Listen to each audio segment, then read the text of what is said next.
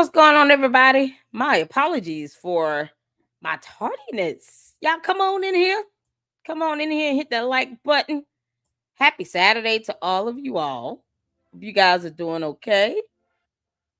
Hope everything is well. I was gonna go live last night and do a Tiffany Henya video because super stupid is something else. But y'all just needed to rest, and I hung out with my son, watching videos with him, and got the chance to check out Kogo's videos, his mini series he has done on malware and her whole evolution of lie about this dumb chick that she did not need to make up. Oh my god. So good. Kudos to Kogo and Miss Kogo for a well done mini series. Well done. And thank you for putting that together. Y'all come on in here. We got some stuff to go over. As you all can see, I have a fantastic lineup this weekend. Did not get the chance and with Johnny Walker Dread to go live with him. Like I said, that has been postponed. And so I haven't checked my email yet to see what time Sunday or tomorrow he wants to collab, but we will work that out. In the meantime, you all come in and hit that like button. Okay. Hit that like button. Tonight we will be going live on Lady Luck Club with Sweet Tea. And we will be checking out Rim's videos on this. Oh, the evolution of the lie with the check and all that. Based on their live stream, his live stream, where both malware and the other one showed up and tried to make excuses. Here's why I'm doing this. Because I don't like people using the law to try to take down videos and content on a public platform where they're mad that people are using their words against them. Everybody doesn't have to agree with me. I don't strike videos because of it. It's stupid as hell. And you're misusing and abusing laws to do it. And trying to get people's personal information. Because, I mean, who does that? I have not sent any copyright strike against malware videos or the other one at all. Because I don't believe in squashing free speech. If anything, I'm going to let you run your mouth. And if I have to take action, your words will be used against you in a court of law. So why would I silence you by having you take down videos? That's not a smart move. Yeah, there goes the she who knows the law has the power. I don't want you to take down your videos. I want you to keep that shit up. That way I can get what I need. But, they're not smart enough to think on that level. And so we're going to revisit that on the Lady Luck Club with Sweet Tea and have a good time. So y'all make sure you come tonight with whatever the selection of wine you want and your popcorn or Ville Reckenbacher. I don't care which popcorn you like. Bring your popcorn and your wine. And we're going to have a good time. Make sure you guys are subscribed to the Lady Luck Club with Sweet Tea. And we're going to get to it. Before we do, I just want to make sure you all know what the channel is. Here you go. Y'all, this is the Lady Luck Club with Sweet Tea. Make sure you are subbed up. We will not be streaming on the LLC tonight, going over Rim's videos. No, we're going to just be strictly on the Lady Luck Club with Sweet Tea. Because there, I can be as savage as I want. Over here, I try to keep it a little culture. Keep things kosher a little bit. Keep it classy and grown up. Where I have my true independent journalism at play here. No, over there, we get messy and fun. Oh, what's going on to you all? How you doing? Y'all come on in here. Shout out to you, Francisca. How you doing, honey? Shout out to my mods. What's going on? I apologize for being late. Ooh, I'm super, super late. Good Lord. I am so sorry. We are here Let's see here. So you guys make sure you're subbed. Make sure you are subbed here. This is the Lady Luck Clip Sweet Tea, and as you all can see, here is the live that we will be having. So make sure you guys have your notification turned on.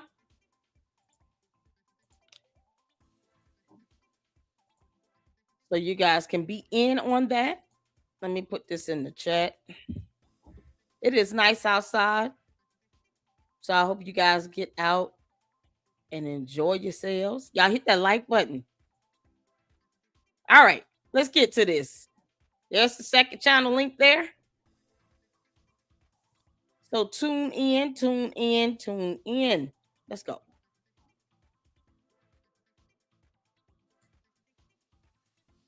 Okay. So we're going to check out a few videos from Panda Press. He has excellent content that he has done on Umar the Oompa Loompa. And it's long 15. This is going back to 2013. This is going back to 2013. And I think that he's been at this whole I'm opening a school a little bit longer than that. But you're talking about a good 14 years of him conning and taking money from the community in an effort to so-called open a school, one of which he can't do because the city of Wilmington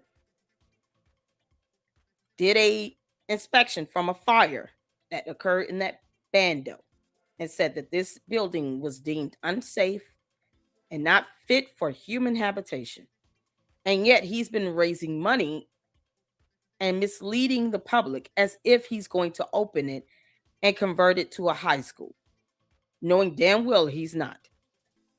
Now, you would think he would be smart enough to just give it back to the city, but then there goes his hustle. That's what the scam is all about. It's forever fundraising. Next year, something stupid is going to happen. He's going to say something dumb, and then it's going to be another delay. Because once it opens, then he can't keep saying, I'm raising money to open it. That he realized he could do for over 13, 14 years. Once you open it, now you got to find a way to generate revenue to pay teachers and staff, to pay for expenses for the building. So you got to pay those utilities, you know, that pesky water bill he doesn't want to pay. You still got to do all of that. And he doesn't want to. So he's not going to be able to keep that thing up and running. It will not pass inspection. It doesn't have any insurance on the bando. And you're talking about these kids walking into that environment. And that's disgusting to me. So we're going to check out Panda Press. And we have about 4 videos we're going to hit back to back to back. So we're going to get to it. Y'all make sure you guys hit that like button as you come in. Everybody speak to everybody. How you doing, Saint? What's going on? Shout out to my mods, you all. Y'all make sure you guys check out Kogo YouTube channel for good videos in the mini series about the evolution of the lie of malware and that check. Fantastic. Well done. And I have seen all 4 videos and was honored to be in one of them. I'm so honored. You guys have no idea how that warms my heart for you all to think of me that way. So I appreciate you all and definitely support the fantastic work he did on those mini series. Let's get to it when you guys can see and hear. Hit the 4. Hit the 4. 2015, 2 years. My school will open. And Frederick Douglass and Marcus Garvey RPG Re-Africanization. We're going to have an aviation academy. We're going to teach your sons and your daughters how to fly airplanes. 13 years, an amount he has never fully accounted for. And the question nobody has fully answered yet is a simple one. What exactly did the community pay for? Not what date he said it would open or what excuses came after. What was the actual vision he was selling when he asked for the money? I wish I knew, Robin. I wish I knew. Before we get into it, real quick, for the people in the comments telling me to stop making videos about Umar, you clicked. You are here right now, which means either you want the answer or you genuinely cannot help yourself. Either way, I appreciate you. And to answer your question, the day he stops all this foolishness is the day I stop. Until then, we work. I don't want peace. I want problems always. Now, let us find out what they actually paid for. Before we get into the list, I need you to understand something. Because if you go into this thinking he was just trying to build a school and kept falling short, you are going to miss the whole point. The BS went further than that. He was not selling a school. He was selling a civilization. Those aren't the same thing. A school has classrooms and teachers and children. A civilization has its own economy, its own government, its own airport, its own river. And hold that word, civilization.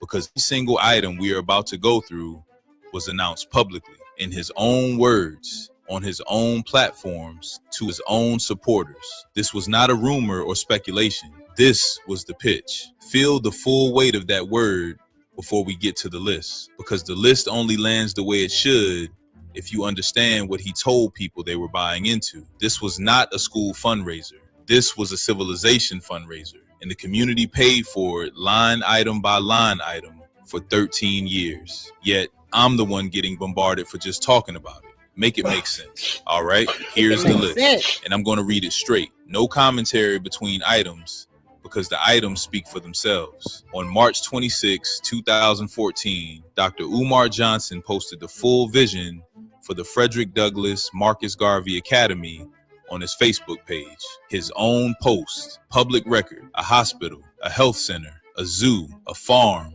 a greenhouse, a community center, athletic facilities, a baseball stadium, a track and field facility, an engineering and architectural building, a political government building, a military building. Y'all, I want y'all to take a look at this. What's going on, Sasha Love? What's going on, the goddess? How you doing? Y'all come on in here and hit that damn like button. I appreciate you all for tuning in on this beautiful Saturday. I want y'all to see this right here. Let me take myself out. See, the Oompa Loompa refuses to get a regular job. He's one of those pipe dreamers. Like, if you let him, he can sell you water from the Pacific Ocean or a bridge, something he doesn't own, and then have you think it's the best purchase you've ever made in your entire life. That is the characteristics of a true snake oil salesman. He's making all of these promises to deliver something he's not qualified, equipped, educated, financed, smart enough, or intelligent enough to do. But see, this is how he gets people hooked. Because he actually has these Umartardians believing, his dumbass cult, that he can deliver these things. And they don't ask questions as to how. Like, asking a question is going to break their brain. They never say, okay, how are you going to do that? Who do you have on your team, your board, that can actually help implement these things? Because you're just throwing smoke out there. And you all notice over the years, he goes from one thing to another in a conversation. We're going to have a dance and a block party. I can't wait until we open up the sector where we can have, a basketball tournament. What y'all think about a basketball tournament? Hit the cash up in the PayPal for a basketball tournament. Y'all, we're going to have a whole ballroom dance. Where it's going to be just laced with black and red and green for the diaspora. Hit the cash up in the PayPal for that ballroom gala where it's going to be all black, red, and green. Like, he just throws out dumb shit every single time he goes live and talks about how he's going to do something that's so beyond the scope and realm of possibilities. He knows it's unattainable and it's not plausible, but he doesn't care. Just like with this $500 date scam thing.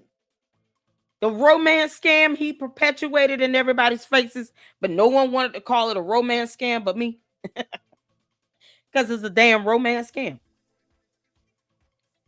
That you had women falling for that shit. They actually gave him $500 thinking that they were going to be able to go on a date somewhere with this idiot while he picks you up from a hotel You can't bring your phone. Get this. You have to be blindfolded. And then the driver is going to take you to some undisclosed location for a very lit, like a dim lit dinner at some place you have no idea where you are. And he wanted people to give him $500 for that bullshit. The worst part is you had a few women out here that actually did it. To those dumbass women that gave him $500 for that romance scam, did you get your dinner date? Was it inside the bigger gym or the smaller gym? Which one? Because, you know, he can't afford to really take you anywhere else. He didn't care if these women were married and none of that. These are the things that he does that are so far-fetched. It's to the point where it's just comical. The romance scam thing could be borderline illegal. But yet, he has been doing this for 14 years. Let me be so audacious with this BS to where people actually think this could be legitimate. And with enough money and me just running my mouth, not having professionals around me to help get this done. No, just me yapping. This is going to become a realization for all black boys everywhere. How? Y'all, this is the crazy nonsense that he does every time he goes live. It's always something. We checked the replay. Remember when he was going over all the lists of classes, the courses that he was going to have offered? He had astrological science and physics on there, all sorts of mathematics. And I'm like, where's he going to get the teachers that are certified and qualified to even teach those subjects? I mean, are you kidding me? Astrological physics? Like he had a whole whiteboard full of classes that are just, I'm like, there's no person that he knows that can teach quantum physics. He can't. But yet, he was going to just teach history. Not history and civics and, you know, anything. No, just history. You can't be the director and the teacher at the same time. Because somebody's got to be the director. And according to the tax documents, you know, that he keeps having someone file for FDMG LLC. Yeah, according to those tax documents that anyone can look up, they're public information. Since FDMG is a 501c3, you can pull up the tax documents. He lists himself as a director. You cannot be the director and a teacher at the same time, especially when you're not even giving yourself a salary as a director. So how's that going to go? But yet and still, this is all the crap that he keeps telling people he's going to do. And he's been saying this for over a decade. This stuff is so unrealistic, it's not even funny. Even LeBron James had to have a team, and he's a multi-millionaire. Oompa Loompa can't do half this shit. He's not even smart enough to get people around him that actually are certified to help lay this blueprint out and to do any of this stuff. Yeah, but keep at it, Oompa Loompa. Keep dreaming. A music and theater production studio, dormitories, 7 of them, massive ones, an elementary school and a high school, both residential, a girls' academy, the Anna Douglas Amy Garvey Academy, a Pan-African school district, everywhere black people are, and then an aviation academy. Huh? His exact words from the World Beat Center in 2013, "We will have an aviation academy. We will teach your sons and your daughters how to fly airplanes." August the 21st of 2015, 2 years, my school will open. Frederick Douglass and Marcus Garvey RPG Africanization Academy. We're going to have an aviation academy. We're going to teach your sons and your daughters how to fly airplanes. Hey, Jesus Christ of Nazareth. A farm with black pigs, a helicopter landing pad, an airstrip for the airplanes, an air traffic control tower, 2 aircraft bays, an airport runway, and a man-made river shaped like Africa, surrounding the entire 500-acre campus. And that is before we get to the city. Because once the school was up and running, he said the parents and teachers would build houses on the land. And once they were all living there, they would need a gas station, a supermarket, a daycare, a fire department, and a police department. His exact words, which means at some point, we would have to incorporate into our own city, a city with its own government, funded by the same PayPal. Yeah, no, and that will never happen. Let me explain something to you, Umar the Oompa Loompa, and to all the Umar-tardians listening. That is called a takeover. We're not in the mood for that bullshit. We, the United States of America, do not condone terrorism, both foreign or domestic.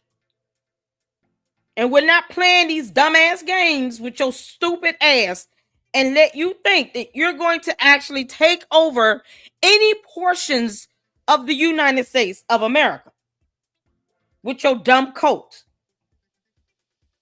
Why can't he just take his damn coat and go buy some land in another country, build his own compound, and leave the rest of us alone? That's called a takeover. You're trying to infiltrate our government with your own government. Get the hell out of here. Go start your government somewhere else. We will not allow that as a nation. You understand? That's not how that works. Y'all. Oh, Lord have mercy. I won't even defile the name Wakanda with this, but imagine it, Oompa Land. Being created inside of the United States of America. You can't make this shit up. The nation of Oompa Land. Well, you're going to start seeing little men that look like orange pumpkins and green hair, carrying bags of sugar and salt. Oompa, doompa, doopa dee dee. Trying to build a hut. It's like, get the hell out of here. Yeah, that's a takeover. It wasn't create a government inside of our government. Get your ass out of here. He has been running since 2013. They sold 300 acres of the farmland without me even knowing. And I wanted to use that so we can manufacture a Black Wall Street situation. Because the way I saw it, all the parents of the children would build houses there. All the teachers would build houses there. And if you got all of y'all, let's say y'all the staff and parents of the school, y'all all living on this 500 acres that we developed, we're going to need a gas station that's a business for somebody. We're going to need a supermarket that's a business for somebody. We're going to need a daycare. We're going to need a cleaners. What is he doing? He's beginning to believe. Sooner or later, we're going to need a fire department and we're going to need a police department, which means at some point we would have to do what? Incorporate into our own city. Come on, none of it's true. None of it's true. It's BS. They made it up. They lie. Now let us talk about the dates. Because this is a separate indictment from the promise list. The promise list is about what he said he would build.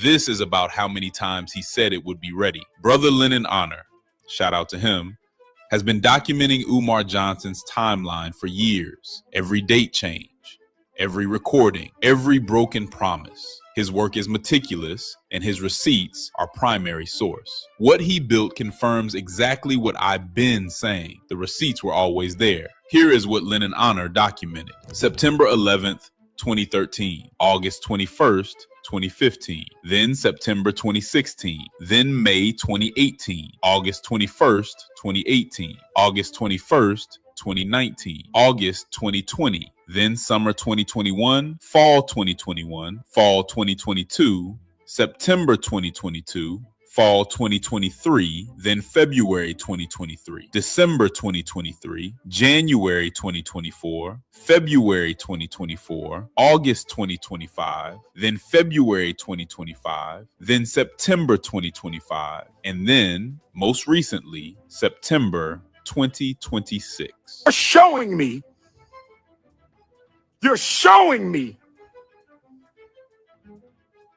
how unserious you are.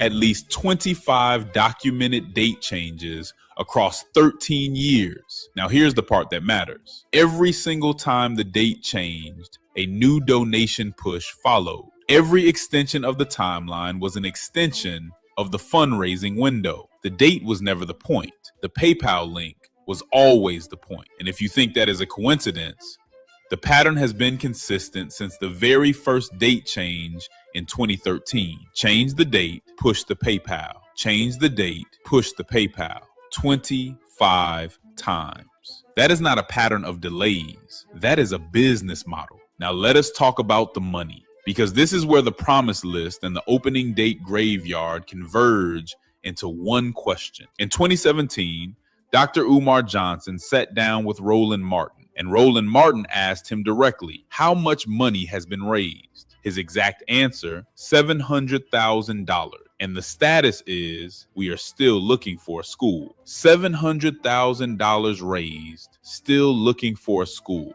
in 2017. That is the confirmed number from his own mouth in a documented interview. You talked about taking over the buildings or the land of a black school that was shut down. Yes, sir. HBCU St. Paul's campus. College. And you were raising money for it. First of all, how much money has been raised, and what's the status of that project? Well, St. Paul's has been sold. Approximately 3 to 5 months ago, I was told by the auction company in charge of the sale that it was been sold to a developer. So how much money was raised? What the people gave, all kinds of people gave. How much was raised, and what's the status of that? $700,000, and the status is we're still looking for a school. And the status is my start date for FDMG will be 8/21/18, or if at all, it may be delayed to 8/21/19.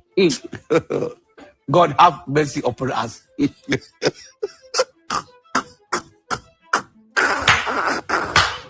So I want y'all to think about this. K-12 management purchased both bandos, which is on the city's website.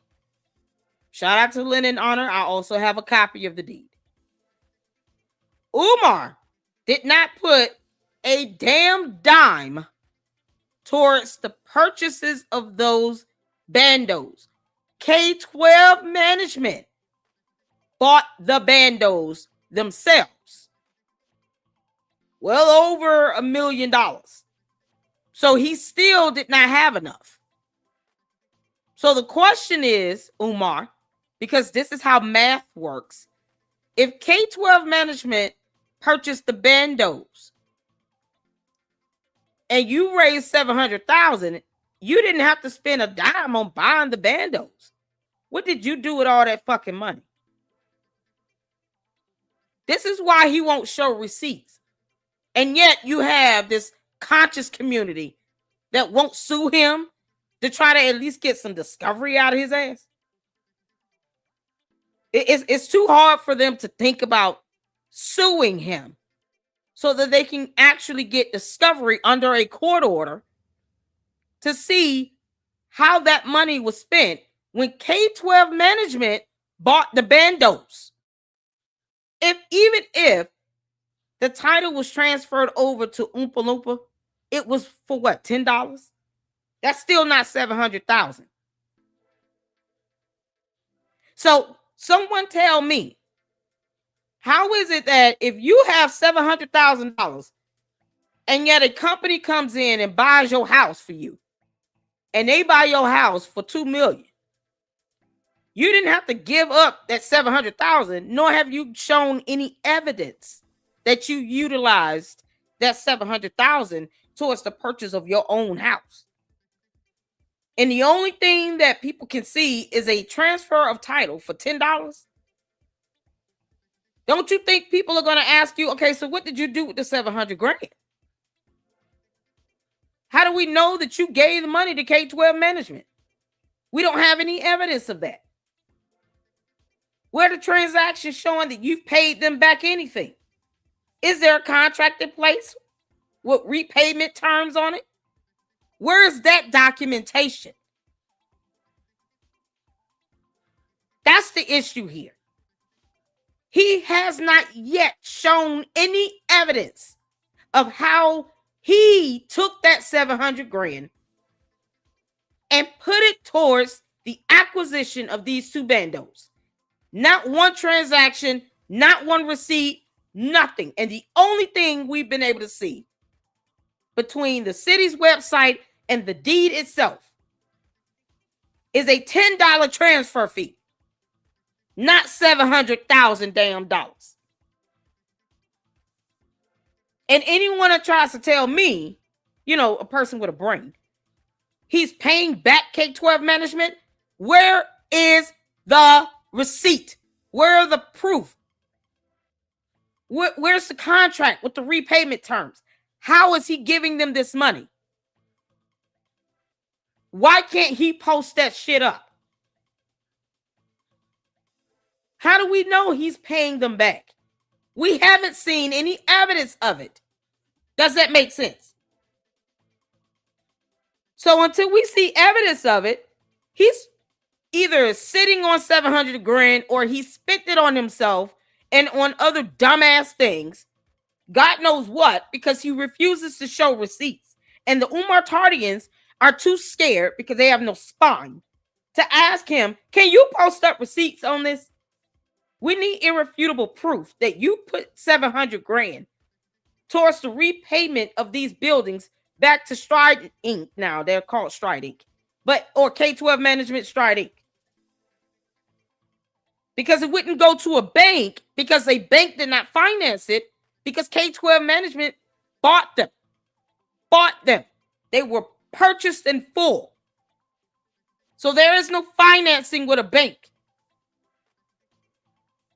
So where's the receipts that he utilized 700 grand to go towards these bandos?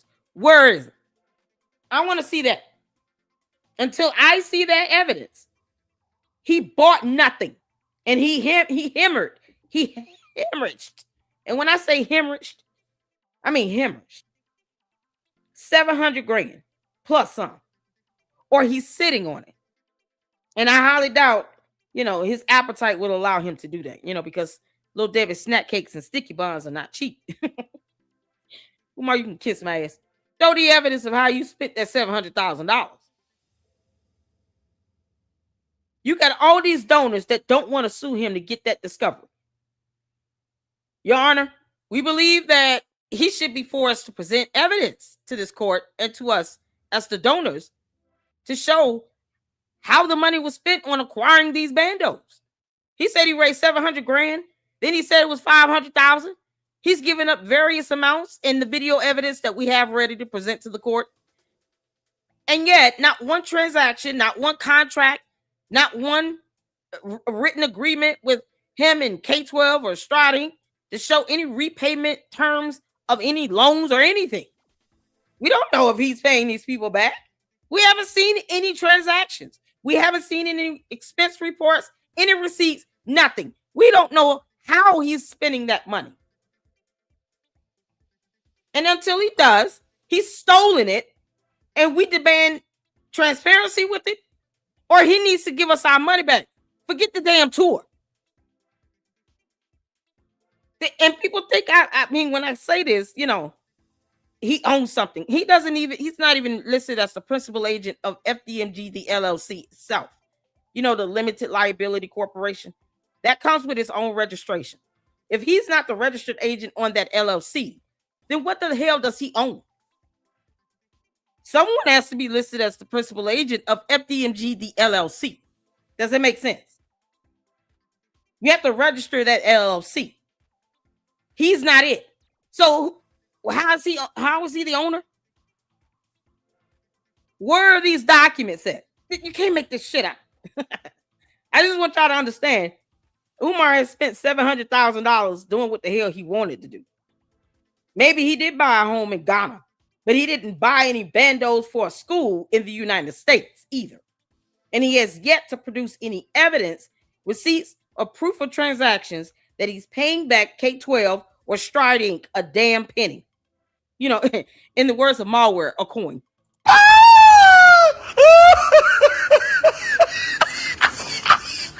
But that is not the full picture. Lennon Honor spent years cross-referencing IRS filings, Cash App records, PayPal donation periods, and Umar Johnson's own public statements about how much he was raising per year. His documented estimate puts the total raised at bare minimum $2 million across the full fundraising period. That is Lennon Honor's estimate based on the available documentation.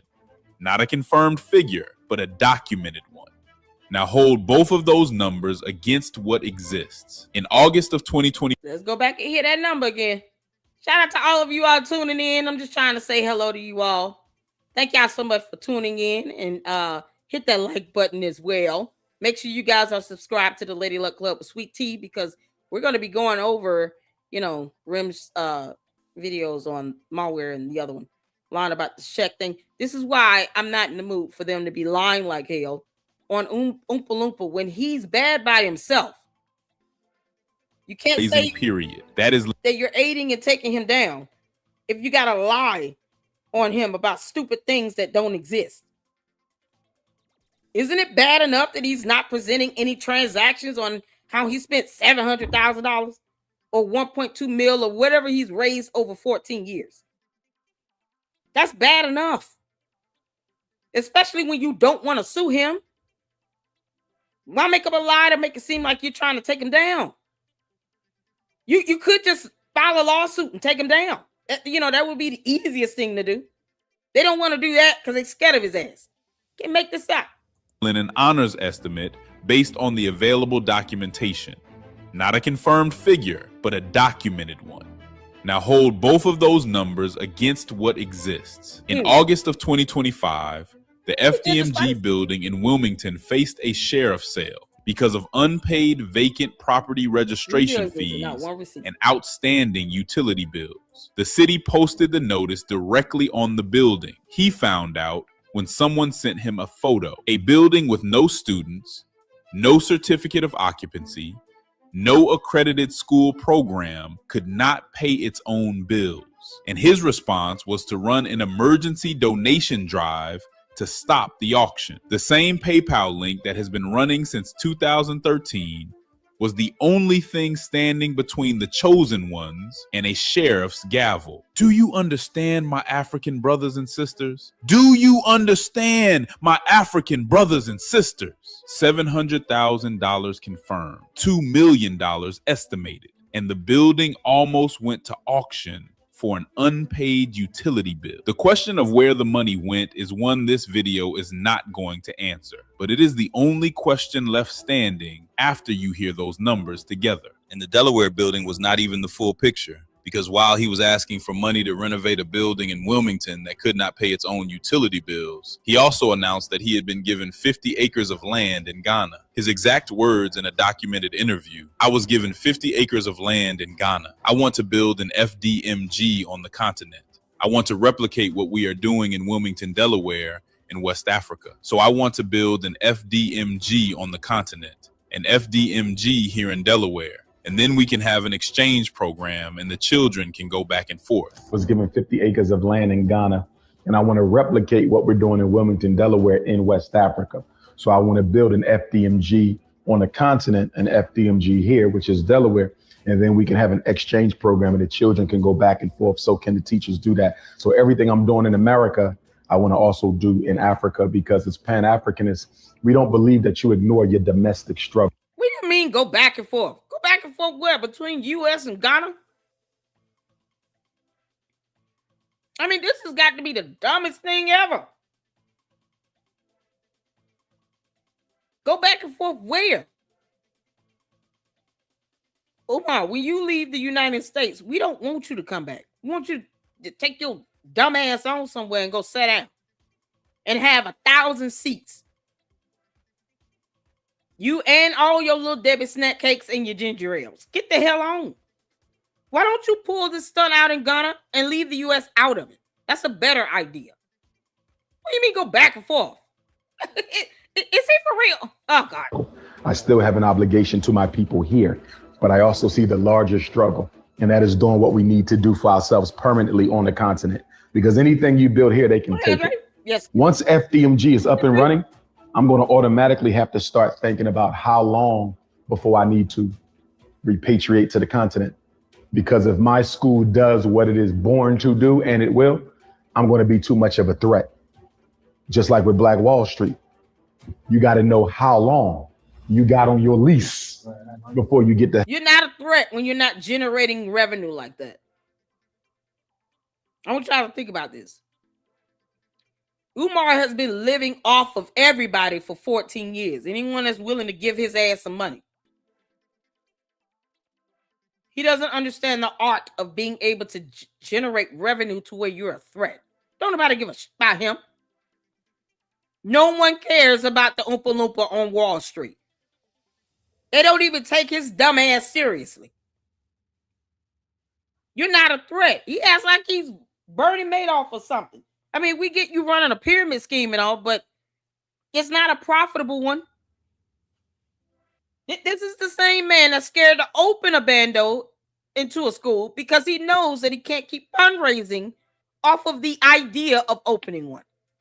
Now he's going to have to make it a reality and find another way to bring in money to pay teacher staffs and for expenses.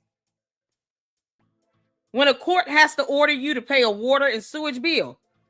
Now imagine the power bill, the water bill, the food, all of that it is going to take just to keep the building functional and operating, plus insurance. Because you got to insure the building. He doesn't even want to get a permit for an inspection. He wants to lie about that and play the victim like a big-ass child throwing a tantrum. And he thinks somebody in Wall Street is supposed to be scared of him. They don't even know who you are.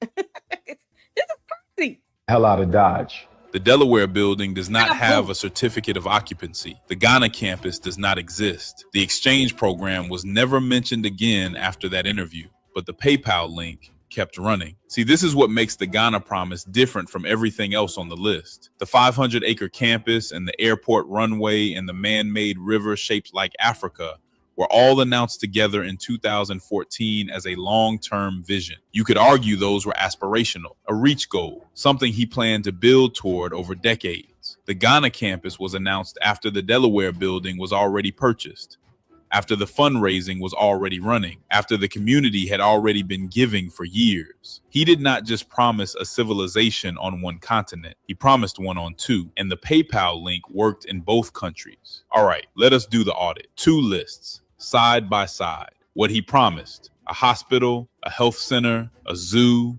a farm with black pigs, a greenhouse, a community center, an aviation academy where boys learn to fly airplanes, a helicopter landing pad, an airstrip, an air traffic control tower, 2 aircraft bay, airport runway, a man-made river shaped like Africa surrounding a 500-acre campus, a girls' academy, a Pan-African school district everywhere black people are, a city with its own gas station, supermarket, fire department, and police department, a second campus on 50 acres in Ghana, an exchange program between Delaware and West Africa, a diploma for every graduate. Now, what exists? Clean desks and 2 whiteboards. At least that's all he showed on his recent IG Live. By the way, y'all should follow me on IG at RealPThePanda. But yeah, that is the audit. That is the full picture. And I'm not going to tell you what it means. You are already standing in the only place those 2 lists lead. Before we go any further, I want to say something directly to the people who donated, because they were not foolish. They were targeted. There is a difference between being fooled and being targeted. Being fooled means you missed something obvious. Being targeted means someone deliberately used the thing you love most as the mechanism to take from you. The language he used was not accidental. Black boys, chosen ones, liberation, civilization, independent black institution. Every word in that pitch was chosen because it made skepticism feel like racial betrayal. Because if you question the receipts, you were questioning the movement. If you asked where the money went, you were working for the enemy. If you demanded accountability, you were a struggle streamer, a YouTubian, a coon. That is not a fundraising strategy. That is a trap built from the language of black liberation and designed to make the door impossible to find from the inside. The people who gave... I will say this. I agree partially with that. You have people like this Mark Lamont clown that still can't grow a spine. Grown ass men simping for Umar, the Oompa Loompa, that are still giving him money, knowing damn well he will not open it. Now, this is according to, is it in his name Mark? Is it Mark Lamont Hill or something? Mark Hill, whatever. The clown. I've done a video on him. Said that he actually had given the Oompa Loompa some money when he claimed that his accounts were frozen when he didn't even provide any evidence of that at all. Not one bit. But why would you give him money if he's claiming that his accounts are frozen? He can't even prove to you that he has accounts. I thought he didn't like dealing with banks or having a paper trail. But he'll have a Cash App and a PayPal. How do you all know those accounts are even in his name? The Cash App and the PayPal are both under FDMG. It's not like part of the Cash App or the PayPal has his name in it. Both have FDMG in it, though. So when you can't show proof that your personal bank account was frozen, when you don't even have a Cash App or a PayPal that's in your personal name or your initials or anything. These are both related to the school now. But you spending money coming from where now? Because you don't have a job. How are you able to go and buy Cinnabons or a meal? You don't have a job. How are you able to buy shoes and clothes? See, they don't think about this stuff. I'm not worried about the flights and hotels when he's traveling and you got these idiots still sponsoring him to come out and speak and run his mouth just to say the same thing over and over again. But who's buying those clothes and shoes? That's not part of the deal. Who's buying those meals when he's not traveling, when he's at home, when he's supposed to be caring for his mother as her main caretaker? Who's paying for that? He doesn't have a job, and he doesn't have a personal Cash App or PayPal. He just has the two he talks about with FDMG. But he said that his personal account was frozen. What the hell does it got to do with everybody else? But you got people out here that are still giving him money, knowing that it's been 14 years and he has not opened one school on earth in the United States of America. In Delaware, in Philadelphia, pick a state, he doesn't have one. And then you have people like Charlemagne from the Breakfast Club making it seem like it's coming, blah, blah, blah, just egging him on with this BS. You have people that are still giving him money and they're proud of giving him their rent money. And they don't care that he has not delivered anything or that he has not produced receipts, because cult members don't give a crap. They just do what they're commanded to do. They want to fit into the cult. They want to feel like they belong. They don't challenge or question him, none of that. And if they try, guess what he does? He blocks them because he's a coward and he can't answer questions or present evidence. A whole conscious community where you got a bunch of overgrown men. Father Baba Yaga looked like he's all of 214 years old. And he's still kissing Umar's ass. These are the type of leaders that you have that could put him in check that refuse to do it.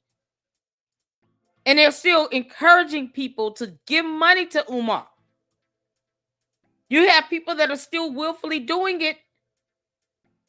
And they know he has not presented anything.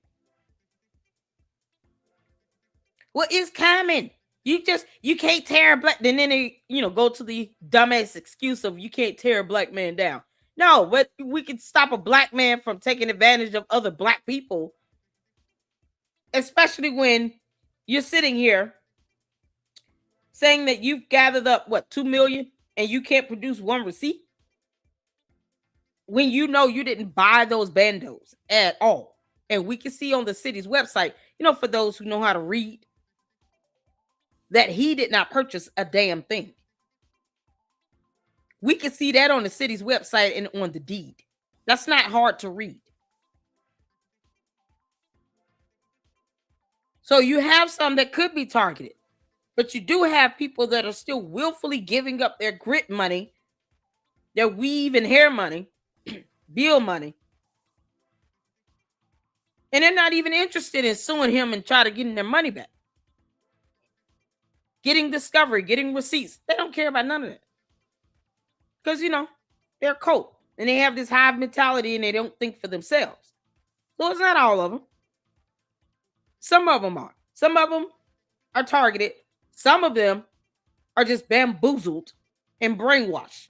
It's that simple. They were not gullible. They were given a pitch that was specifically engineered to make doubt feel like betrayal. And that engineering did not happen by accident. He knew exactly what he was doing. Now, the people attacking those exposing him, like me, and the ones that keep donating. You're so dumb. You are really dumb. For real. And after all of that engineering, the money is still unaccounted for. The question that nobody has fully answered, the one I'm not going to answer either, is where did the money go? Shit, I don't even know. Like, I can't even tell you that. Like, over $700,000 confirmed from his own mouth.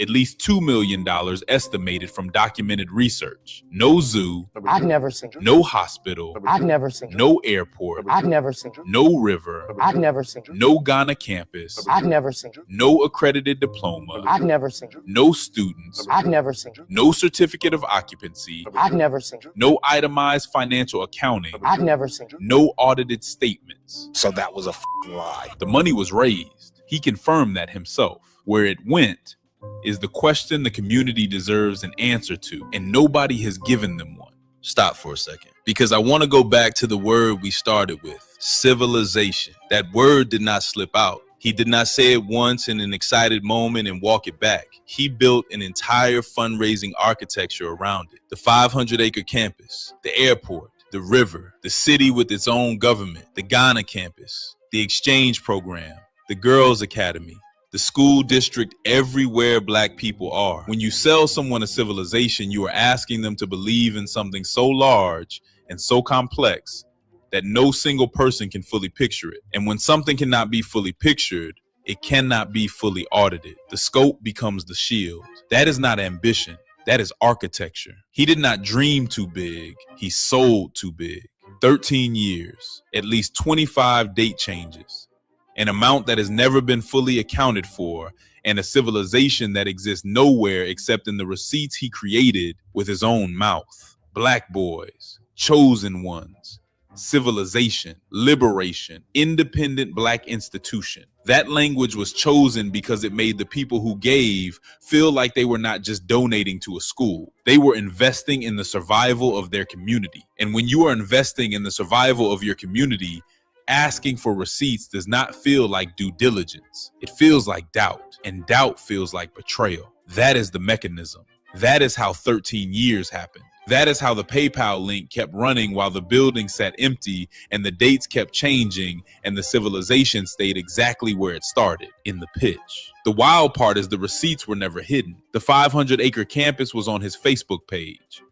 The Aviation Academy was announced at a public event. The opening dates were posted publicly each time they changed. The Roland Martin interview is on YouTube. The podcast admission is on record. The sheriff's sale notice was posted on the building itself. Everything we covered today came from his own mouth, his own posts, his own platforms, his own supporters in the room when he said it. So the question I want to leave you with is not about Umar Johnson. It is about the next one, because there will be a next one for sure. There is always a next one. Someone with the right language and the right vision and the right PayPal link who understands that the bigger the dream, the harder it is to audit. What does the community decide to require before the first dollar moves? Let me know your answer in the comments. Waiting for the Umar stands too. And if you missed this last video, you should watch it. Click now and I will see you on the next one. Oh, we got coming. And out. Coming. Y'all do know that I will be the history teacher. Shit, I don't even know. Like, I can't even tell you that. Like, y'all do know that the Prince of Pan. Y'all, shout out to Panda Press. This one here was the credential was fake, the bloodline was fake, school's fake, not open. I want to make sure, did we see this one already? I don't think we saw this one. Nope, we haven't. His videos are on point, and I am here for it. So we have a few lined up. Y'all hang out with me on Saturday, on today, and tomorrow, because it's only time I get the most of my content is on the weekends, because I have to work during the week. But yes, this is the craziest thing is that they will never challenge Umar at all, and they have the audacity to think that free speech somehow only works when they like it. That's not how our First Amendment operates. We don't, to the Umar Tardians, you know I don't give a damn how you feel. Umar Tardians know that. I don't care how they feel. I don't care how the candy asses feel, how the Umar Tardians feel, the Hentars. I don't care about how these cult members feel. They want to be stuck in a cult for 1,000 years. I'm going to leave them there. Because they got to want to come out of this cult in order for them to stop being so brainwashed. But that's for them to come out of. They got to realize I'm in a cult and it's dumb and it's just taking advantage of me and my money. I'm tired of being broke trying to help Umar deliver nothing. And then when you ask him to show receipts, all of a sudden you're hitman enemy number one and he's blocking you. Because he doesn't want to be held accountable. And the longer he goes, the more empowered and emboldened he is to believe that he does not have to be held accountable. So they'll expect him at some point to show something. And then he delivers nothing. And then all of a sudden it's, well, you know, you can't knock him for trying to have an idea. No, we're knocking him for lying like hell. He never had a good idea. He said he wanted to open a school. And he couldn't even surround himself with people to help him get it done. And when he was offered free help, free assistance, Jamar was willing to help hook him up with a whole team. What did Oompa Loompa say? I don't need that. We already got that. And he can't name his team. Who is Umar's team? See, here's where the Umar Tardians misses an opportunity to ask questions. He said he had a team. Go ask your dumbass cult leader, can you name the people on this team? Name them. Who's your team? Because we didn't know you had a team. So you got a team now. You need to write down the names of this team. You know, because you can't get a website going. Or do you have an IT person on that team that can establish a website for the school? Yeah, no. Because we're waiting on you to pull up a website. Let alone introduce us to your damn team. Umar won't even tell people who his attorneys are. Somehow he can go through settlements and give malware $68,600 though. Or appoint, you know, an ombudsman according to the other one. No one knows who that ombudsman is. So he's got a team that no one knows about, that he refuses to name. You know, an ombudsman is not somebody you keep secret. No. You're appointing an ombudsman to represent you, you know, as an arbitrator for a 501c3. Now we're supposed to know who the hell that is. That's public information. So who's the ombudsman that's sitting here helping him facilitate legal settlements on a private matter? Because that $68,600 was a private legal matter. Had nothing to do with FDMG. But yet there's an ombudsman involved.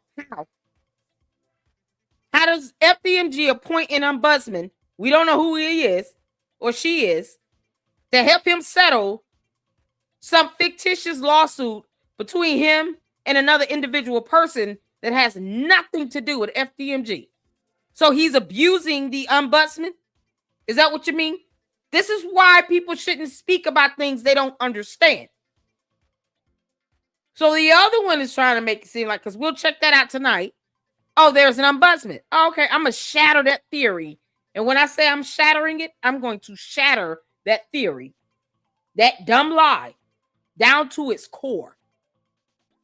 We try to make sure y'all tune in for that one. But this is the stuff that he claims he has around him. He claims he has a team. No one knows who this team is. So, obviously, Umar has imaginary friends and about 20-some voices in his head, pretending to be various roles on a board for FDMG that's not open. Got it. Africanism will be the history teacher. Bullshit. So when your son comes into my history and political science class, you better let him know. You don't have future here. You don't have future. You can never make it. Dissolve! You're supposed to be a dinner man, serving dinner to the students in the secondary school. Because you cannot do basic 1 plus 1. You are here breathing heavy like a dog.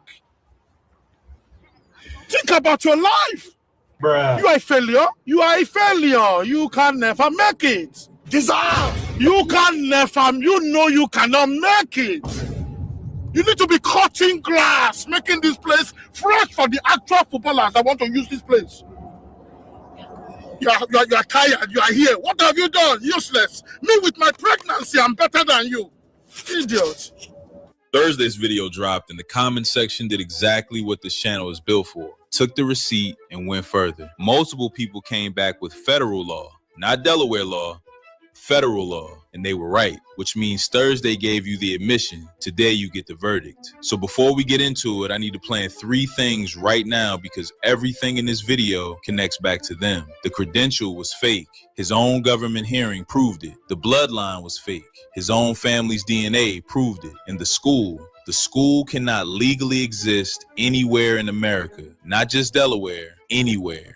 3 pillars, all collapsed from inside his own story. Not from critics, not from struggle streamers, from his own mouth, on his own platforms, to his own supporters. By the end of this video, you are going to understand exactly how that happened. And you are going to understand why. The question is not whether he knew. The question is what he planned to do about it. Y'all know what's going on. And so do I. In 1976, the Supreme Court decided Runyon versus McCrary. The court held that private schools discriminating on the basis of race violate Section 1981 of the Civil Rights Act of 1866. Not Title VI, not Brown versus Board, Section 1981. And the reason that distinction matters is because Section 1981 applies to every private school in America, regardless of whether they receive a single dollar of government funding. No federal funding hook required, no state law loophole. The Supreme Court looked at private schools specifically and said race-based exclusion violates federal law. Full stop. Delaware was never the real problem. Thursday's video framed it as a state issue because that is what he said on the podcast. Right? Just like us. And they tell you your child can't come here because they're black. It's against state law. So if a white person wants their child at our school, we have to consider them for admission. We cannot exclude based on race. So we can make it hard like this. The comment section came back with the bigger law, and they were right. FDMG was announced in 2013. The building was purchased in 2019. Every Breakfast Club appearance, every PayPal link, every chosen one selected for a school that cannot legally exclude anyone on the basis of race happened after a Supreme Court decision that made the entire premise impossible. 50 years. Hey, bro, come on now, dog. Come on, man. Psychology, and I'm a certified school psychologist. So yes, child psychology is my thing. Okay. Clinically and educationally. Right. And so I understand you say white people can't be a part of the movement and you opening the school with all black kids, right? Let me clarify. You said in the state of Delaware. You said clinically. Y'all see that? He doesn't have a license or certification to purport himself as a clinical psychologist at all. Let me go back. All black kids, right? Let me clarify. In the state of Delaware, you cannot refuse admission. Years. Hey, bro, come on now, dog. Come on, man. Psychology, and I'm a certified school psychologist. Ain't God good? Jesus, fix it. Y'all heard him say it. There it is. He lied about being a certified school psychologist. Y'all see that? God is so good. Now, see, this is the stuff that we report to the Board of Psychology, Umar. Because they told your dumbass to stop saying that. Because you're not licensed or certified at all. You went to hearings and lied to their face in administrative proceedings, saying that I never said that I was licensed or certified. You just did now. He's still not licensed or certified. Lord, we thank you. He's saying it right here. I'm a certified school psychologist. No, you're not.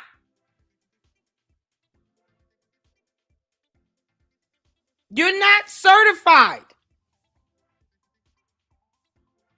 Obtaining a degree does not give you automatic certification. It doesn't. It just means you went to school. Come on, somebody. Can we get an amen in the chat? There is a difference in having a degree versus a certification. One can be certified without a degree, depending on the actual subject of the trade, the field of study. But he has a degree. He is not certified.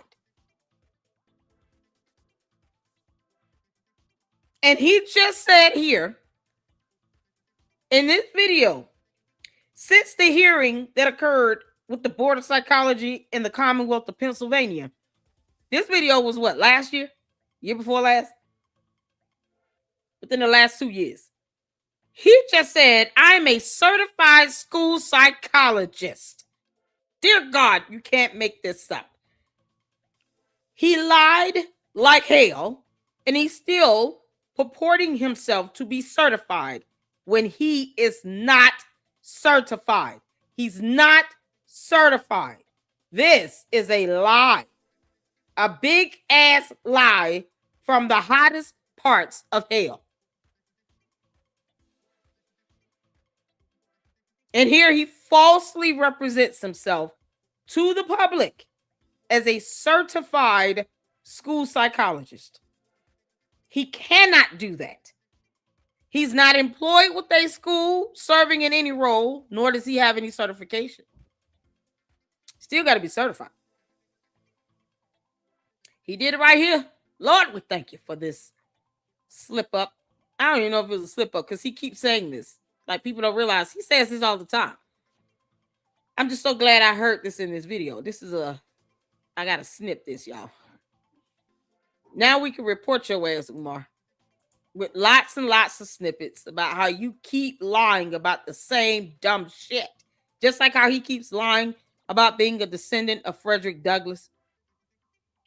When the DNA test results have come in, and it is discovered to be that Frederick Douglass is not the father or the ancestral father. The whole family, the descendants of Frederick Douglass, wants Umar the Oompa Loompa to kick rocks and have several seats and leave their name out of his mouth. He refuses to leave these people alone. Just like he refuses to stop lying about being certified. Can't make this up. So yes, child psychology is my thing. Okay. Clinically and education. No, it's not. Clinically, nope. He can't serve in a clinician role. In a clinical role, nope, can't do it. Can't do it. Okay. Clinically and nope. You can't do it clinically. You're not licensed or certified to be a child psychologist, clinically speaking. You can't do that. He doesn't give a damn. He just tries to prop himself up because he hates himself. You know, he hates what he sees in the mirror is a deadbeat who couldn't raise his own kids, but yet he wants to hype up all these low self-esteem black women all over the world to believe that he's going to help their black boys. Where's the school website again? He does all this lip service and he can't find somebody with the ability to do programming and create a website for FDMG. So none of the Umar Tardians are going to go to him to say, it's time that you have a website. Simple stuff. They're not going to come up with the ability to tell him that. Because, they stuck on stupid as well. He can't give any expertise or advice or anything, clinically speaking. He must be licensed and certified to do that shit clinically. I'm just glad he's telling on himself. Yeah, because we snipping all of this. See, this is what you report to the Board of Psychology when he's sitting here saying this stuff. And he can't say, well, I didn't say that I was licensed or certified. You just did. Literally in this one interview and statements back to back because you're an idiot. Umar, the Oompa Loompa Johnson, is a buffoon. He is absolutely stupid on every level. I don't know why he wants people to believe that he's intelligent, but he's not. Keep on telling on yourself, you moron. And educationally. Right. And so I understand you say white people can't be a part of the movement and you opening a school with all black kids. Hey, well, let me clarify. In the state of Delaware, you cannot refuse admission into a school, even if it's independent, on the basis of race. Okay. You follow me? That is not a man who learned something new and did not know how to respond. That is a man who understood the law well enough to immediately formulate a workaround strategy and announce it publicly to his donor base. The Supreme Court did not say you cannot formally exclude students based on race, but you can make it really inconvenient for them. The court said race-based discrimination in private school admissions violates federal law. Making it hard on purpose is discrimination. The law does not have a "that's different" exception. That statement is already public record, and it was made before the certificate of occupancy was issued, before the first student was enrolled, before the school opened its doors to anyone. 6 to We're going to 10. start with 2nd, 3rd, and 4th. Okay. So 7 through 10. So what I'm saying is how do you go about teaching white youth the history? Whose history? Ours. Ours? Okay. However, always begin with the end in mind. I'm teaching white children Black and African history for what purpose? Why am I doing this? I mean, it's all right. Like, overrated as in my opinion. I mean, and you know what though?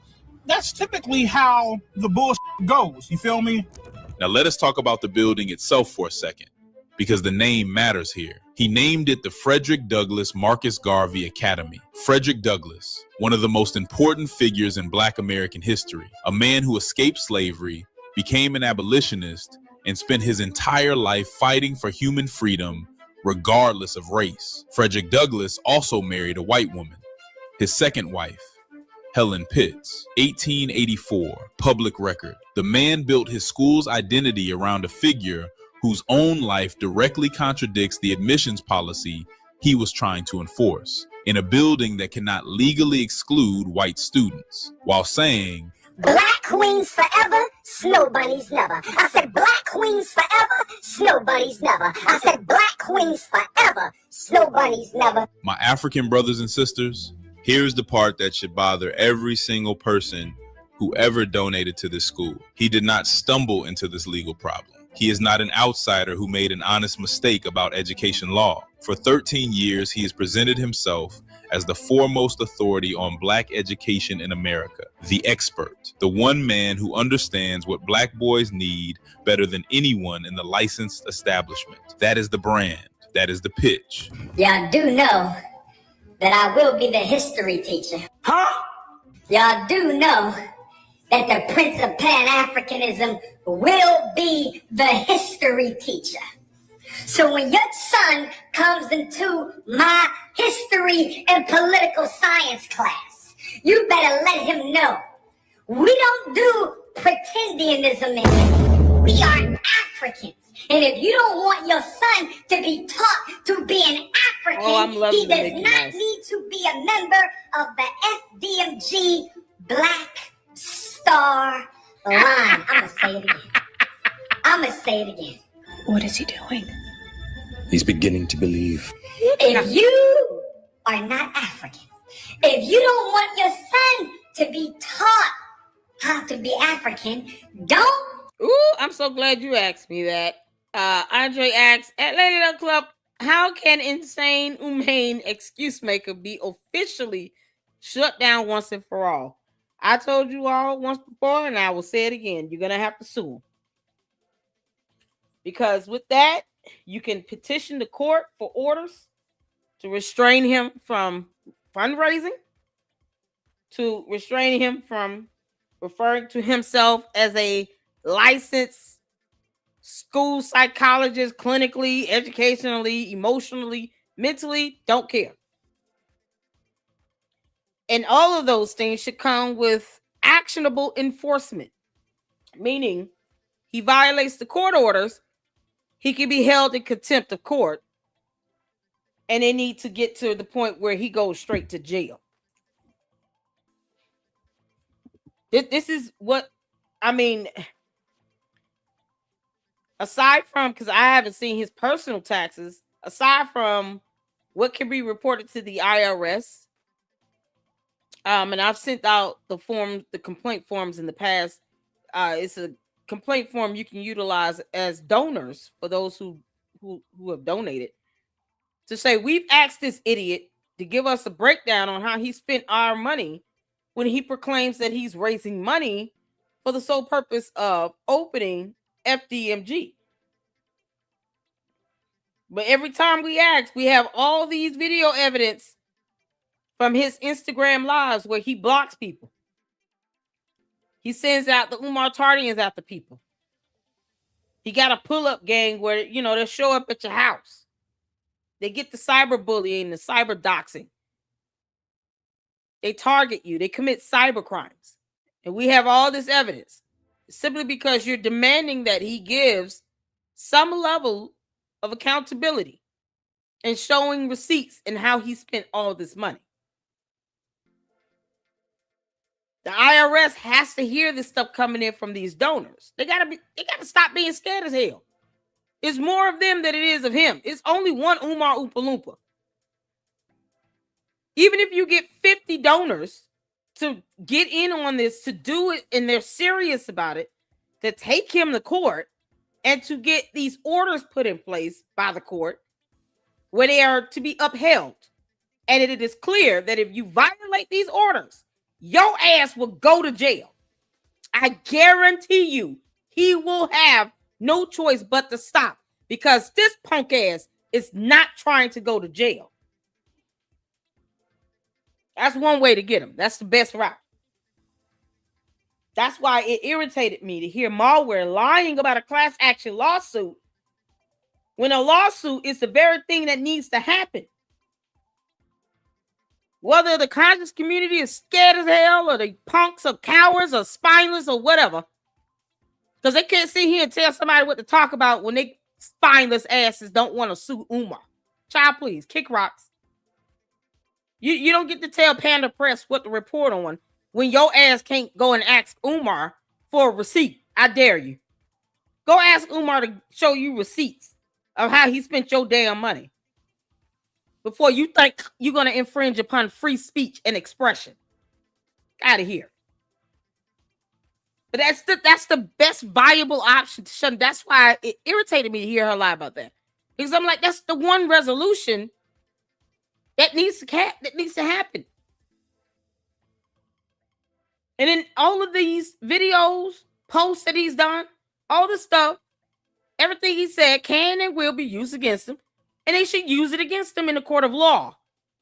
Not on social media, in a court of law. So they can get orders signed forcing him to give up Discovery. We got to compel it out of you. So we got to do that. You're going to have to be resorted to paying fines and fees and quite possibly be held to contempt. Piss off that judge if you want to. they will lock you up too. Even if it's for 90 days, I don't give a damn. That's the only thing that's going to put his ass in check. We're going to revoke your passport. You're not going anywhere. You violated this order. You keep raising money. You keep doing all this shit. Now you're going to go to jail. We're looking for you. Turn yourself in. Look how he acts when he gets a writ of monition judgment. I want y'all to pay attention to how he acted last year when the courts ordered him to pay water, sewage, and vacant property registration fees. Imagine a court issuing a warrant for his arrest because he's now being held in contempt of court and he failed to appear. And they having his ass capious. Imagine it. He wouldn't know what the hell to do with himself. That's how you put him down permanently. You got to utilize the law, but they're scared to do it. And I'm not a donor. I ain't giving him my damn money. But that's the best route to go. And if you have a team of attorneys that are saying, we're tired with this nonsense with him, we're not trying to settle, we're not trying to negotiate shit. We want a full jury trial. We want it to be recorded. We want the world to see it. We want all of these documents and exhibits to be released to the public. We want these donors to know they're not alone and that it is time for justice to be served. And the best way to make that happen is to take Umar Johnson's funky ass to court. Not lie about it, but actually do it. And in that way, you go and defy these judges' orders if you want to, Umar. They will lock you the hell up. That's the best route. Question is, are these so-called donors going to stop playing around and listening to the Breakfast Club and just do what needs to be damn done? I mean, hell, even with this, they can report him to the board. He can be reported to the Board of Psychology for still proclaiming to be a licensed, certified clinical child psychologist when he's not. And he went and lied to their faces about it. So now they can see proof that he's still doing this dumb shit and he's not going to stop unless he's forced to stop by a court. Because that's all he's going to pay attention to. Somebody like him, where he's gotten away with so much for so long, he doesn't care about how we feel or what we think. He didn't care about the struggle streamers at all. He didn't even care about his own cult members. He could give a damn about Umar Tardies. But he will have no choice but to care about what a judge signs and orders him to do. He could talk about, oh, that cease and desist means nothing. Yeah, okay. Until you're held in contempt against that order. Yeah, keep saying it means nothing. Y'all know there's a cease and desist out here that's still valid. He shouldn't be fundraising in the Commonwealth of Pennsylvania. And yet his dumbass is still doing it. But see, that has to be reported over to the prosecutor so that they can pursue enforceable action against him with the evidence that he is violating that cease and desist order. They're going to have to take it to court. I believe it was a government agency that issued the cease and desist order. But the prosecutors are going to be the one that's going to have to say, okay, or the attorneys for the agency are going to have to be the ones to say, he violated this order. Now we're seeking enforceable action against him, and they're going to have to take him to court. That'll be one way to stop him from fundraising. That has to be done. There has to be enough pressure put on that agency that issued the order to say you all need to file a petition for a contempt. He's violating this order and he's playing in your face.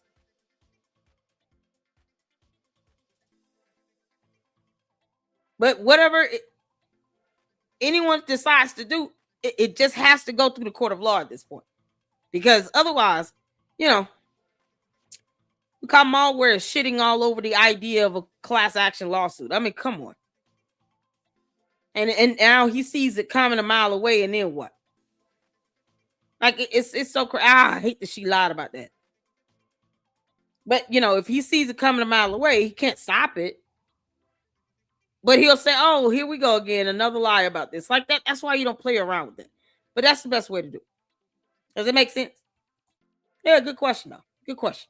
Send him to the FDMG Academy. It's just that simple. It's just that simple. This is a Pan-Africanist institution. When he sits in one of these desks, when he sits before Professor Ifatunde, when he sits before Professor Ifatunde, listen, campaign against these podcasters. Black and green, brothers and sisters. Who ready for the FDMG revolution? Hey, Mindy. Who ready for the FDMG revolution? Wait until you see the uniforms. Wait until you see the uniforms, brothers and sisters. We taking over education. Come on, none of it's true. None of it's true. It's BS. They made it up. Mouse voice. They lie. This ain't no charter school. This ain't no public school. This ain't no Catholic school. This ain't no home school. This is Garvey Douglas Garvey School. This is King Kong. Oh, yes. Hit your PayPal, paypal.me/FDMG Academy. The revolution is coming. The revolution is coming, brothers and sisters. Look at that floor shining. Y'all see that floor shining? Y'all see that floor shining? Look at the glass. Look at the glass, brothers and sisters. Y'all see that floor shining? Yeah. Look at the shiny floors in a bando that is not insured. So if you go in there and slip and bust your ass, you cannot file a workers' comp claim or anything. That bando has no insurance. None. Oh, and it has not been inspected either. So good luck to them. Y'all see them desks shining? Oh, yes. Oh, yes. The time has come, brothers and sisters. Oh, Lord. The time has come, brothers and sisters. We not playing with y'all.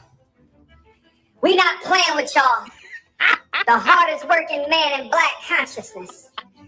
The hardest working man in black consciousness. Ladies, can I get some home cooked vanilla chocolate queens? Where my cinnamon queens and my fudge queens and my always want somebody to feed his maple syrup queens and my cocoa butter complected queens with the all natural hair from head to toe, brothers and sisters. Where they at? Where the queens at? Oh, Lord. Again. Again. Nothing new, nothing changed, same old shit. The hardest working man in black consciousness. I beg your pardon. I beg your pardon. That is why the chosen one's language worked. Because if you believe he is the expert, you trust his judgment on everything, including the legal structure of the school he is building. Runyon versus McCrary has been settled law since 1976. That is not an obscure legal footnote. That is a Supreme Court decision specifically about private schools and race-based admissions. Any person doing basic legal research before fundraising for a private school would find it. Any lawyer consulted before purchasing a building with donor money would cite it. Any genuine education expert. Umar, I thought you had a team of people around you that, can help you cite law, in case law and precedents and all that. I understand you don't know how to spell the word precedent, but I thought you had that team already in place. What's the name of the ombudsman again? Oh, y'all, I'm so going in tonight on my second channel. Do not miss out on that live stream. I'm telling you all. What's the name of that damn ombudsman? Yeah, okay. And yet he has attorneys, right? According to malware, Umar has attorneys. Did y'all know that? Building an institution from scratch would know it. So the question the comment section kept asking is the right one. Did he not know, or did he know and keep fundraising anyway? Those are the only two options. And I need you to sit with both of them for a second. If he did not know, then the foremost authority on black education in America did not do the basic legal homework before taking millions of dollars in donations for a school. That is incompetence. If he knew, then he took those donations anyway for 13 years while describing a school that the law never allowed him to build. That is something else entirely. Which one is worse? That question is yours to answer, not mine. And if none of that was enough, If you are still thinking he could find a way to make the workaround work, there is one more layer. The workaround he announced does not save the school. It destroys it. FDMG operates as a nonprofit organization. The IRS requires that private schools maintain a written racial non-discrimination policy, disclose it publicly, and apply it across all programs in order to keep their 501c3 tax-exempt status. That requirement has existed since 1971. No exceptions for cultural mission, no exceptions for Pan-African principles. Written policy, public disclosure, applied to everything. Great plan. 2 thumbs up on that one, my African brothers and sisters. People keep saying he is just disorganized, that the school is taking longer than expected because building institutions is hard.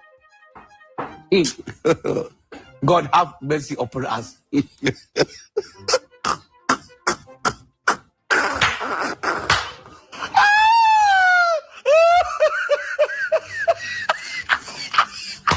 you know what, though?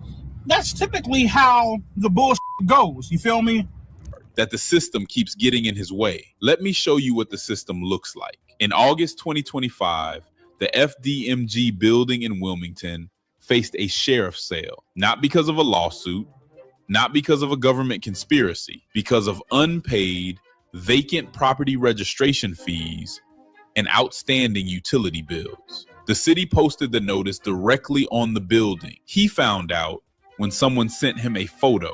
A building with no students, no certificate of occupancy, no legal path to operate as advertised, could not pay its own bills. His response was to go online and ask supporters for emergency donations to stop the auction. The PayPal link that has been running since 2013 was now the only thing standing between the chosen ones and a sheriff's gavel. That is not a man being sabotaged by the system. That is a man whose building cannot legally open, cannot legally operate as he sold it, and cannot pay its own utility bills, all at the same time. And the community that funded all of this never got a financial report. Not one itemized accounting of where the donations went. I've never seen it. Not one audited statement. Not one breakdown of what was spent on renovations versus what was spent on everything else. And in the middle of all of it, while the building was almost going to auction, he was on Instagram Live wiping desks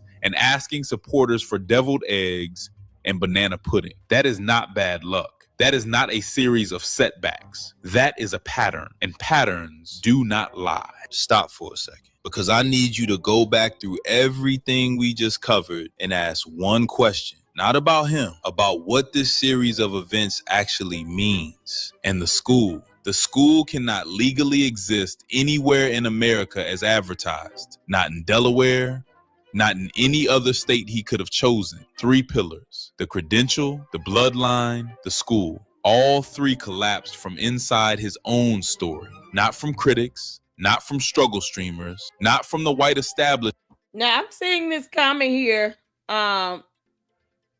that he has registered as a 501c4 and not a 3. Is that right? Am I reading that right? Good child. 501c4 is not for a school. Exactly. It's not.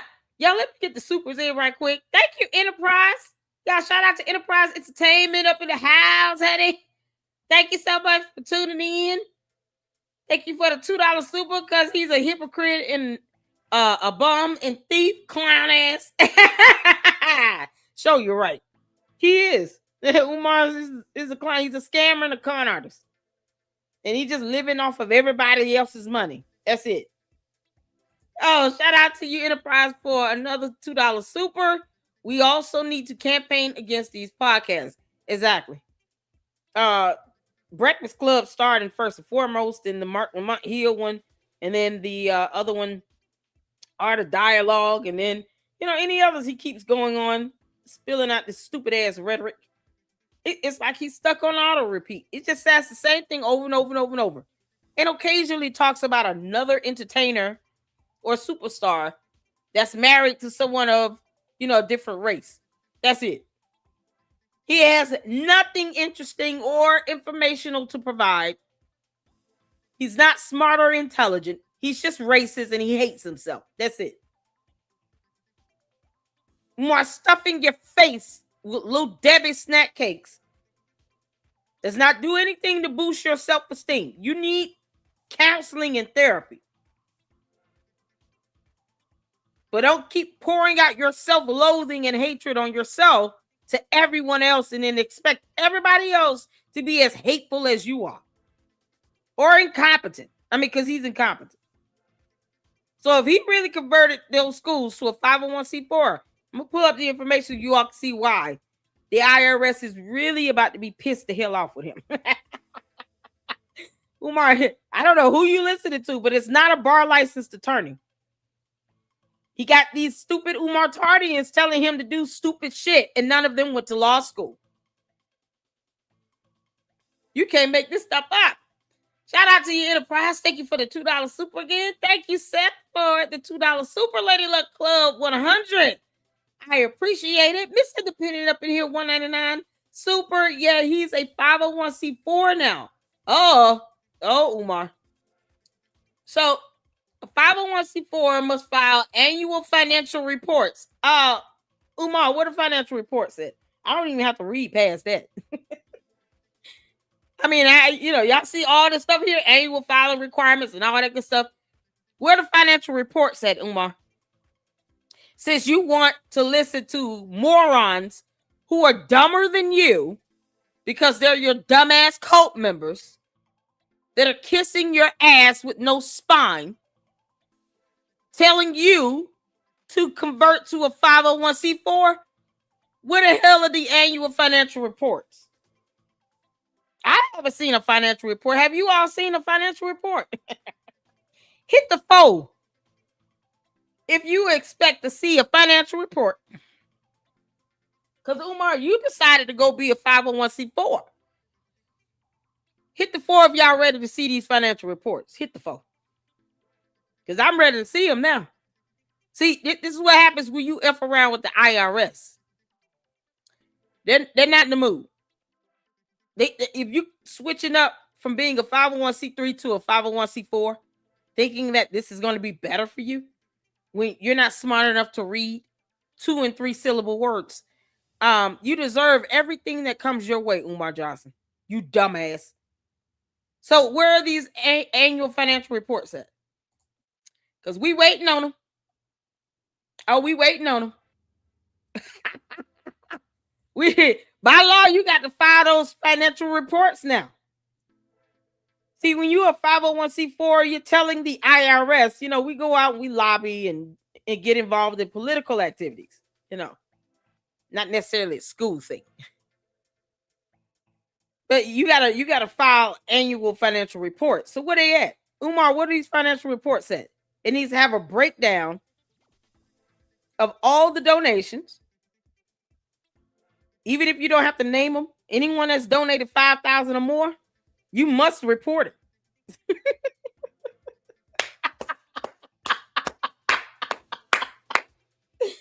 So we expect to see transactions of all donations that's over $5,000. And it's too late for them to go back and break those donations down into smaller increments because that's what they try to do to get around that. The IRS know what the hell you're doing. No, Umar the Oompa Loompa is the dumbass. Why would he switch over FDMG from a 501c3 to a C4? What does that have to do with any political affiliation at all? Yeah, okay. When are you going to produce? By federal law, Umar, you have to provide financial reports. You dumb idiot. So I hope you post that up. Or the IRS is going to get a new wave of complaints against you. Oh, I love it. Oh, he's like a stupid idiot. Oh, man, this is priceless, y'all. Umar, get the financial reports up, you moron. I know the Umar Tardians, boy, they love stalking my channel in the background. Hit the like button while Umar Tardians are back there. hit the like button, and tell your cult leader that by federal law, according to the IRS, he's supposed to post up annual financial reports. And we in the Lady Luck Club are in expectation of seeing them. He cannot work himself around it. Nope. Post that shit up. Your cult leader is an idiot. Oh, we got more supers. Thank you, Miss Independent, for that $1.99 super. Oh, let's see. Another $1.99 super from Miss Independent. Pocket Watcher with JT covers tax name changes. Oh, cool. I like Pocket Watcher with JT. He's good. Very smart. I think he actually is educated in finance. Because Umar thinks he is, but Pocket Watcher with JT really is. He's a financial analyst, I do believe. So shout out to him. Okay, y'all go check him out too. Make sure you check out his YouTube channel. Pocket Watcher with JT. Enterprise with another $2 super. Umoys, don't go on Chat GPT and make up fake papers. I know, right? Because the IRS will know. See, here's the thing. When it comes to reporting those donations, you have to have proof of the donation and how it was provided to you as well in the event you're audited. So if it was a Cash App or a PayPal, you got to be able to pull that actual transaction, which will have a transaction ID number. Oh, I love this so much. Yeah, Umar puts his foot in his mouth. And he just nom on his foot, right? He realizes, oh shit, I'm eating my own foot. Is that Aurora or Borealis effect, something like that? The snake eating his own tail. The Borealis, Aurora Borealis. Am I saying that right? Ja, I'm gonna have to go back and watch Loki and see if I nailed it. Yeah, he's eating his own tail. But he doesn't care about the rule of law, because if he cared, he wouldn't be fundraising anywhere in the Commonwealth of Pennsylvania, because there's a cease and desist order still in effect. So he wouldn't be asking for any money in the Commonwealth of Pennsylvania, the entire state. Now they need to get an order in place where he can't fundraise at all. He just needs to shut the F up about a PayPal and a Cash App. And a judge needs to sign an order telling him to do just that. The IRS is going to be so mad. Y'all. So you must file annual financial report. Shout out to you. Thank you for the $2 super as well, Enterprise. I appreciate it. Yeah, this is something else. You must file annual financial reports, typically using Form 990 or Form 990EZ, and adhere to specific donor disclosure rules and compliance regulations, rules and regulations that Umar could not interpret if his life depended upon it. And Umar is not a tax attorney, so he doesn't understand how tax laws work at all. Umar, you can't even prove that you have a regular attorney for a so-called lawsuit against malware for $500,000. We already know if the IRS takes your dumb ass to court, you will lose like hell.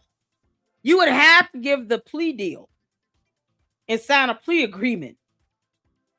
Even your attorneys would be like, look, we're only going to take on your case if you agree to a plea deal. We're not doing this. You have nothing. You have no defense at all whatsoever. You can't make this up. Y'all see this? Umar's not a tax attorney.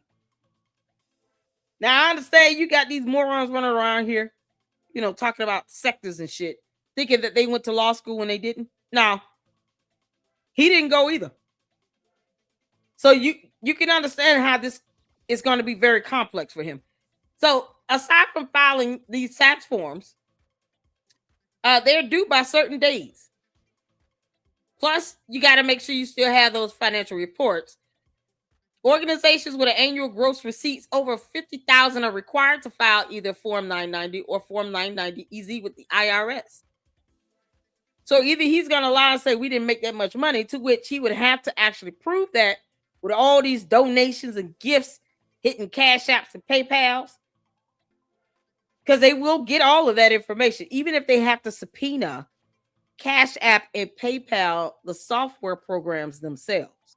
See, Umar, just because you don't want to provide it does not mean the company itself does not have a server with all of that information and data stored on it. I repeat, Cash App and PayPal, the companies, stores information on their servers. So play around with any of the 3-letter alphabet boys if you want to. They will get a subpoena, and Cash App and PayPal will cooperate. And they will give them whatever transactions they need. Please believe that. Then you have donor disclosure rules, more things that Umar have not read. He hasn't read none of this shit. You have state regulations. So whether you're in the state of Delaware or Pennsylvania, you have state regulations you must comply with when it comes to their donor disclosure requirements, especially if the organization engages in political activities. So why file as a 501c4 if you're not going to engage in political activities? Because that's what this is specifically for. 501c4s allows organizations to engage in political activities. It should not be their primary focus, but it allows them to do that. Can you imagine if that's all that FDMG becomes, is a political something, blah, blah, blah, because Pan-Africanism and yada, yada, yada. Oh, he is so fucked.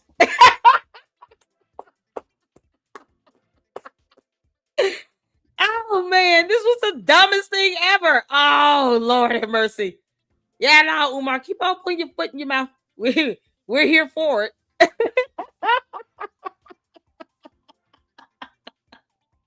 Failure to comply can result in penalties by adhering to these reporting requirements and compliance considerations.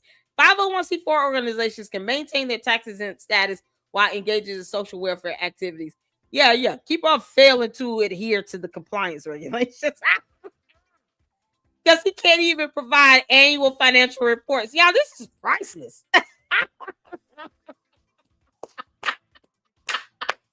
Yeah, that information can be Googled. Just put in 501c4 and it'll give you all the information you need.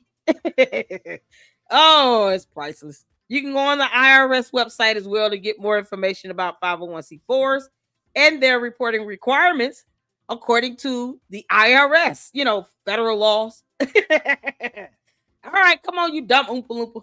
Establishment he keeps pointing at, from a government hearing he attended, from a family statement about his own DNA, from a podcast he chose to do, to supporters who trusted him. Every single time, the receipt came from inside his own narrative, and every single time, the community kept donating. That is not bad luck. That is a mechanism. And now you know exactly how it works. Here you go, Mr. The wild part is none of this was hidden. The government hearing was public record. The family statement was public record. The podcast was public record. The sheriff's cell notice was posted on the building itself. The receipts were always there. People just did not want to look. So the question I want to leave you with is this. If the credential was fake, the bloodline was fake, and the school cannot legally exist as advertised anywhere in America, what exactly has the community been funding for 13 years? Bullshit. And more importantly, what does the community decide to require from the next person who shows up with a title, a bloodline, a vision? That question has already been answered. Let's take a look at Polite, Pharaoh, Nature Boy. Was it the York one? The one that Umar considered to be a great man and all. Yeah, let's take a look at those people. Conscious community don't really care what the hell you do. They don't even care if you break federal laws. They just, you're a black person. We're supposed to support you and let you sit and do things to minor children. Oh, okay. They don't care. They're just as naive as it gets. And a PayPal link. Thursday's video is where this all started. If you have not seen it yet, it is right here. Click now, and I'll see you on the next one. Panda out. Look at the shine, brothers and sisters. Look at the shine. This is the first independent black school in American history, built with donations from every major black community on every continent to begin operation in a state. Yeah, I told y'all we run them in with Panda Press, honey. He said, Umar wiped desk on live, then ask for your PayPal. Oh, this is too awesome. I haven't seen this. His name is Malachi York. Thank you so much. We got a few more supers that came in. Oh, let me see. Miss Independent, thank you for the 199 super. He is burnt toast. Oh, child, yes. Miss Independent with the other 199 super says the Umar squad is on me bad right now. Oh, the Umar target is having a tantrum. Oh, your cult leader is an idiot.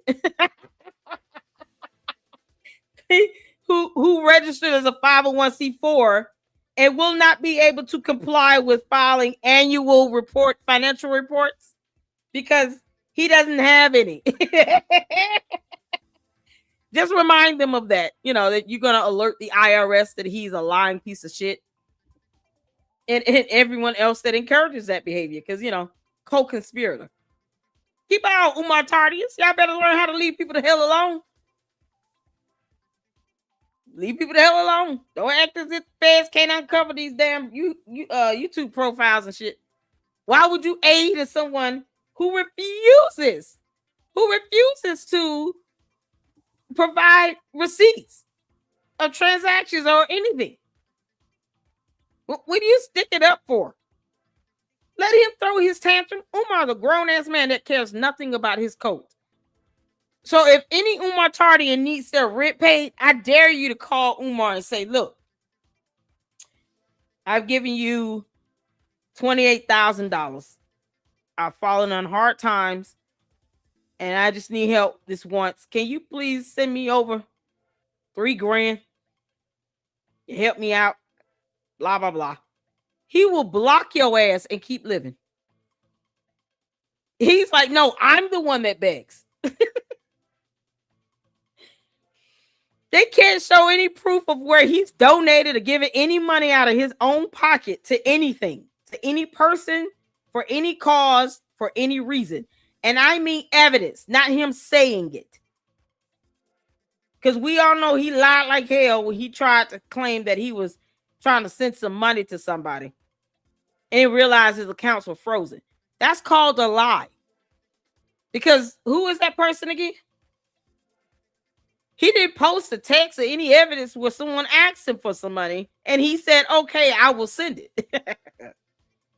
Because he can post up messages all day, people asking him for some money. I want to see the text message of the post where he responds and says, yes, I'm sending it right now. And he actually does it. Where is that at? See, they want to sit here and be particular and then infringe upon free speech. Like no one has the right to criticize the dumbass cult leader who's now registered as a 501c4, to which the IRS will be more than happy to audit the hell out of him. Oh, Umar. You have no idea what you've done. And I'm so glad you don't. Please remain oblivious. You're an idiot. Just remind them of that. They'll leave you alone. Oh, he's got it coming. Oh, man. Let the Umar Tardians have their, they're just throwing tantrums because they know their cult leader is never going to give them a school. He's lied like hell to them, and they're slowly coming to that realization. Remind them of the IRS. They can be named in an investigation if they want. But you're not for play. That's it. And they'll back the fuck off, okay? Oh, child. You got these people. It's so crazy. They're mad about somebody saying something bad about it. Like, we don't owe him shit. We here in the Lady Luck Club do not owe Umar Johnson a damn thing. Umar, you can walk into oblivion right now, and I will sleep peacefully tonight. I won't even ask about your whereabouts. I could care less where you're live streaming from. I don't care if you were here on Earth or on Jupiter. I don't give a damn. So I certainly do not care how your cult members feel. because their feelings will mean nothing in a court of law at all. Not one damn thing. Where's that financial report you're supposed to be providing? You're well overdue. You're going to be a 501c4? We're waiting for the financial reports. That's what we're waiting for. That's all you got to remind them of. That 501c4 requires for him to provide financial reports.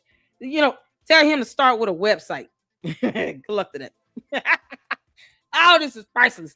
Thank y'all for tuning in. Let's get back to it. Y'all hit that like button. School building. Stop playing with us. Let me tell you what Dr. Umar Johnson did 2 days ago. He went on Instagram Live with over 250 people watching, showed them a classroom with around 20 desks, blue walls, clean whiteboards, and then asked for donation. Oh, Lord. Again. Oh, this is crazy. Again. Nothing new, nothing changed, same old shit.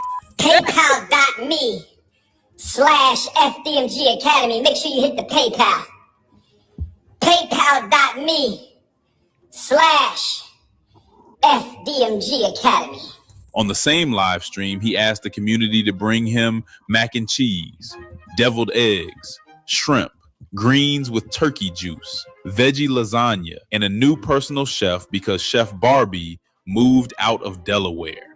Do you see me laughing, my nigga? Because Chef Barbie moved out of Delaware. Chef Barbie moved out of Delaware. A school with no students. I've never seen. No certificate of occupancy. I've never seen. No operating permit. I've never seen. And until 2 days ago, a personal chef. This man stood in front of the Breakfast Club 2 weeks ago and told Charlemagne the renovations were complete. And 2 days ago, he was on Instagram wiping desks and asking for PayPal donations and deviled eggs at the same time. The community that donated millions to build this school is now being asked to bring the food too. 13 years, one classroom, no permits. 2 days ago, Dr. Umar Johnson went on Instagram Live, over 250 people watching, a classroom with 20 desks, blue walls, 2 whiteboards, a Windex bottle sitting on one of the desks, and Dr. Umar walking through the room, showing his donors what their money built. This was not a press conference. This was their money built nothing. Is it the definition of the term that's throwing everybody off? He built nothing. Do I need to pull up the definition of the word built? Umar has not built a damn thing. I'm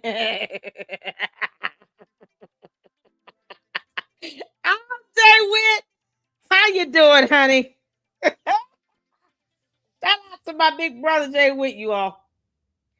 Y'all drop green hearts in the chat for Jay Witt.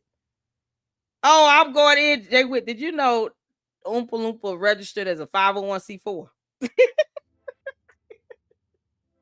He's got to give up annual financial reports. The IRS is going to get in his butt. Can you believe it? Watch out. Umar, you got to come. You can make this. Shout out to you, Jay Witt. How you doing, honey? How's it going? Y'all, this man had a personal chef. Now he wants devil eggs from all of his cohorts of women. Oh my God. Listen, man. I can't understand how these women feel like an Umar Johnson is a good person. Or a good man for that matter. All he does is just throw out a bunch of rhetoric. He does not pay your bills. Umar Johnson will not be paying any of you women's bills at all. Is he going to reimburse you for the food when you go out and go shop for him to make these devil eggs and that turkey breast and collard greens and mac and cheese? Is he going to pay you all for the food you're going to have to buy? Because groceries cost money. I'm just saying. Groceries cost money. So is he going to reimburse you all for purchasing the food and for your time and labor in making these meals? Because none of you all gave birth to him. I can recollect. Y'all not his mama. Y'all don't owe him these meals. So why are you all spending your hard-earned money to feed his face when he can't tell you what he did with $700,000 or $2 million? He didn't buy anything. K-12 bought the buildings. And you only see a transfer fee of $10. That's not $700,000. So why he can't afford to buy his own groceries again? How do you turn around and beg for money and then tell somebody to bring you food? Obviously, he's not going to be able to pay for it, but he can't take his behind to Wendy's and McDonald's. No, you got cash outs and PayPals coming in. Take your behind somewhere, go get something to eat and go pay for it. Just like the smoothie lady that was in the building, he didn't pay for those either. She making free smoothies to demonstrate on a 2-minute video in a building that has no insurance, riddled with black mold, and is not ready at all. Yeah, there are missing ceiling tiles. I don't know if anybody noticed. Missing ceiling tiles, okay? The fact that the building has not had an inspection tells me everything I need to know. He won't even apply for a permit to get it done. So, you know, there goes that. And he wants people to bring him a meal like he's doing something. I'm sorry. You think cleaning up only involves you using the same washcloth to wipe down over 20 desks that came from a building that had black mold in it. And when I say black mold, it's still there. It's not gone anywhere. Black mold that can be a hazard to your health and the health of a child. Can you imagine like an 8-year-old's lungs are not as fully developed as like a 55-year-old man, okay? Or however old Father Baba Yaga is. He's trying to put 2nd, 3rd, 4th graders in a bando with black mold where their lungs won't be able to handle all of that.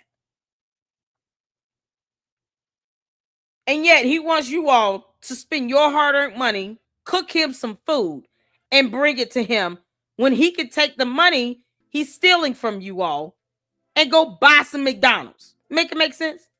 Oh, Umar. You can kick rocks. A live stream on Instagram to more than 200 people wiping furniture. 2 weeks ago, he sat in the Breakfast Club chairs and told Charlemagne the renovations were complete. That was 12 days before this live stream. 12 days later, he is on Instagram with a Windex bottle showing donors a classroom that still has no certificate of occupancy.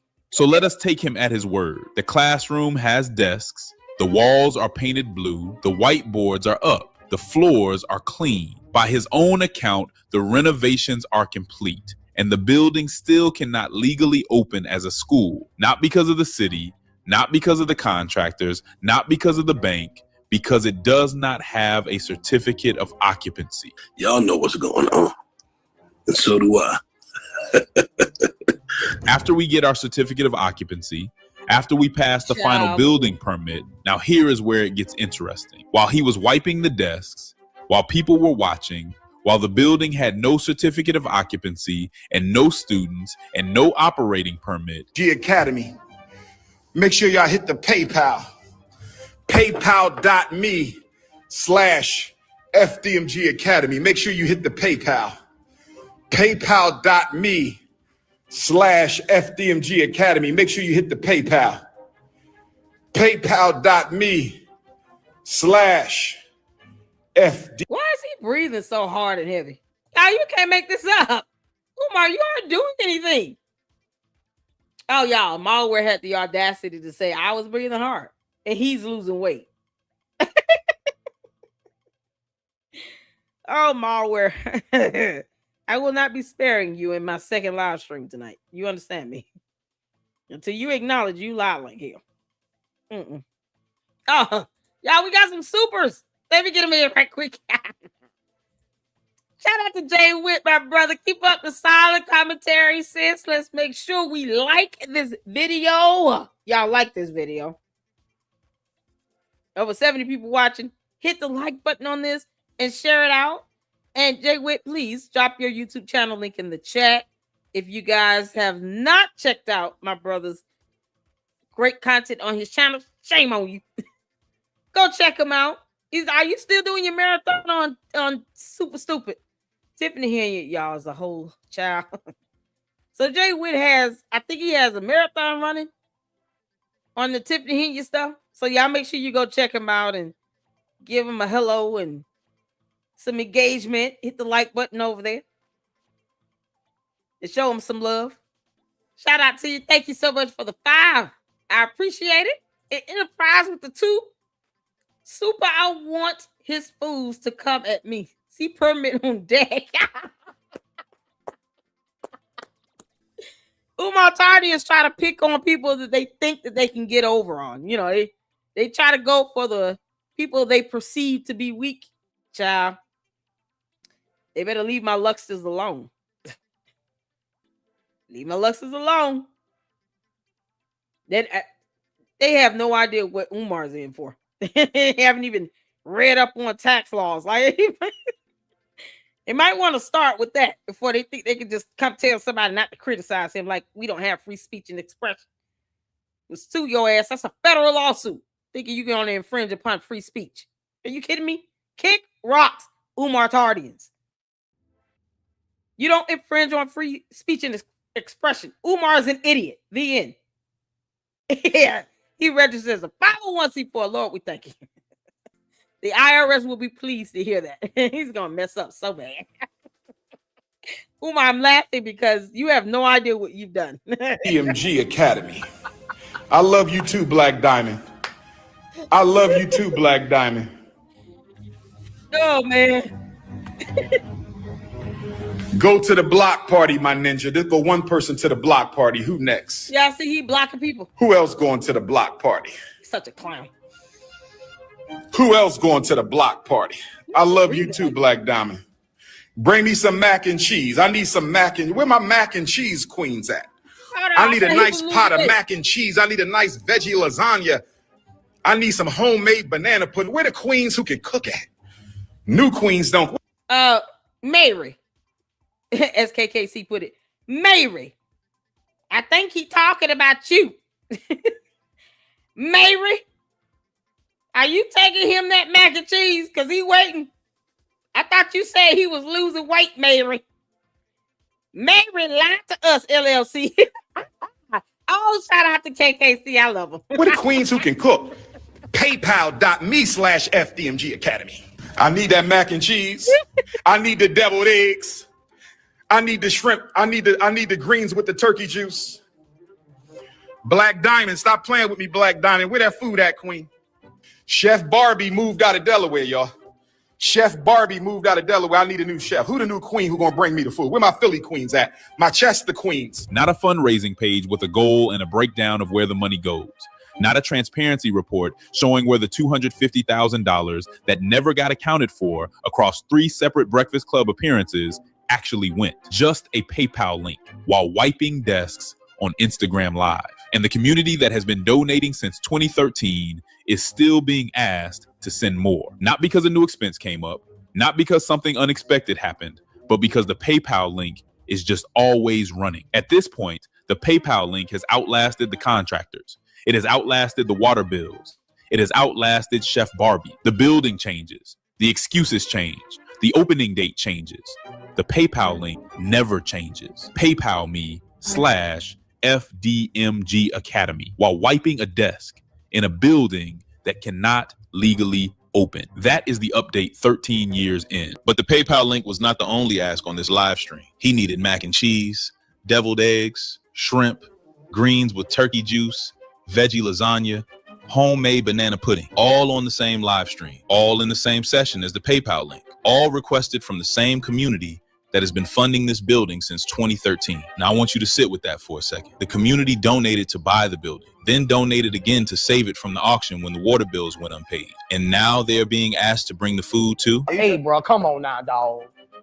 Come on, man. And here's why he needs a new chef in the first place. Chef Barbie moved out of Delaware. Chef Barbie, his personal chef, at a school with no students, no certificate of occupancy, had a personal chef who is now relocated out of the state. So he is recruiting my Chester queens, my Philly queens, my Wilmington queens, My Camden queens. Whoever can cook needs to step up because the school that has been almost open since 2021 needs someone to handle the kitchen. The community gave millions to build an institution. They are now being asked to staff the kitchen and bring the deviled eggs. That is not a school update. That is a dinner request. Now let us talk about what is actually stopping the school from opening. He said it himself on the live stream. His exact words: after we get our certificate of occupancy. The certificate of occupancy is the legal document that says a building can be used for its intended purpose. Without it, the building cannot operate as a school, cannot have students, cannot have teachers, cannot have classes. It does not matter how clean the desks are. Without that certificate, the building is just a building. March 23rd, 2026, Breakfast Club. Renovations complete. 12 days later, he is still waiting on permits. 2 years ago, he live streamed the bathroom. Today, it is one classroom. At this rate, the cafeteria goes live sometime around 2028. The renovation was supposed to be the last step. It was not the last step. And there is always a PayPal link running while they wait. While he was wiping the desks, he said something that I need you to hear clearly. He told the donors watching that their sons would be among the chosen ones at FDMG. His exact words: if your son is lucky enough to be amongst the chosen ones of FDMG, the chosen ones, not enrolled students, not applicants, not kids who passed an entrance requirement or met an academic standard, the chosen ones, selected by Dr. Umar Johnson for the Sacred Frederick Douglass Marcus Garvey Academy. What is he doing? He's beginning to believe. In a building with no certificate of occupancy, with no faculty roster, no curriculum, no enrollment process, no chef. The chosen ones have nowhere to sit yet because the building cannot legally open, but the language is already doing its job. Chosen ones, sacred institution, chosen by Dr. Umar Johnson for the revolution. That language is not accidental. That is the same language that has been running this operation since 2013. Look at the shine, brothers and sisters. Look at the shine. Woo-hoo! I can't wait till the first day of class. I'm going to say, on your feet, young men. What is your name, sir? What is your name, sir? From this day forward, we do not bunny hop. Do you understand, young men? Do you understand? I am your professor, Dr. Umar Ifatunde. You may call me Dr. Umar. And the first rule of FDMG is if it's not about FDMG, we don't talk about it. Oh, yes. Repeat after me, young men. Black queens forever, snow bunnies never. Where my FDMG donors at? How many of y'all donated, brothers and sisters? When the last time you donated to the Frederick Douglass Marcus Garvey Academy? When is the last time you donated to the Frederick Douglass Marcus Garvey Academy? When is the last time you donated to the Frederick Douglass Marcus Garvey? When your son comes to the Frederick Douglass Marcus Garvey Academy for the first day, he's never going to want to leave. And when your son comes to the Frederick Douglass and Marcus Garvey Academy, when he sits in one of these seats, if your son is lucky enough to be amongst the chosen ones of FDMG, I said, if your son is lucky enough to be amongst the chosen ones at FDMG, he ain't never going to want to leave, brothers and sisters. What? Bro, what are you talking about, man? He is never going to want to leave, brothers and sisters. See, these Negroes got a million questions for King Kong, but they ain't have no questions for the miseducation machine. Black children been getting miseducated for 407 years, and we don't say nothing to them school districts. We don't say nothing to them school districts, but we got a million questions for the prince. Damn hypocrites. You are not just donating to a school. You are part of a movement. Your son is not just a student. He is chosen. And while you are feeling chosen, the PayPal link is running 3 times. The Chosen Ones framework is not about the children. It is about keeping the donors feeling special enough to keep sending money to a building that has never taught a single child. 13 years, 0 students, infinite chosen ones. Now here's the part that should make every single donor who ever sent money to FDMG feel something. On the same live stream, in the same session, while wiping desks, while recruiting a new personal chef, he announced FDMG South Africa, Nigeria, FDMG Brazil, UK, Costa Rica, Hawaii. And then he said this: somebody get the president of South Africa on the phone and tell him Dr. Umar need a school building. I don't need no money. Just give me the building. Shut the fuck up. Back the fuck up. I knock the fuck at you. Hey. Let that land for a second. He has owned a building in Wilmington, Delaware since 2019. It still does not have a certificate of occupancy. It has never taught a single. He still has not provided evidence that he bought it. Oh, why? Why? I'm not giving him that credit. I'm sorry. I'm not doing it. I will not give Umar Oompa Loompa any credit of buying a building when I have not seen evidence that he bought it. Where is the receipt?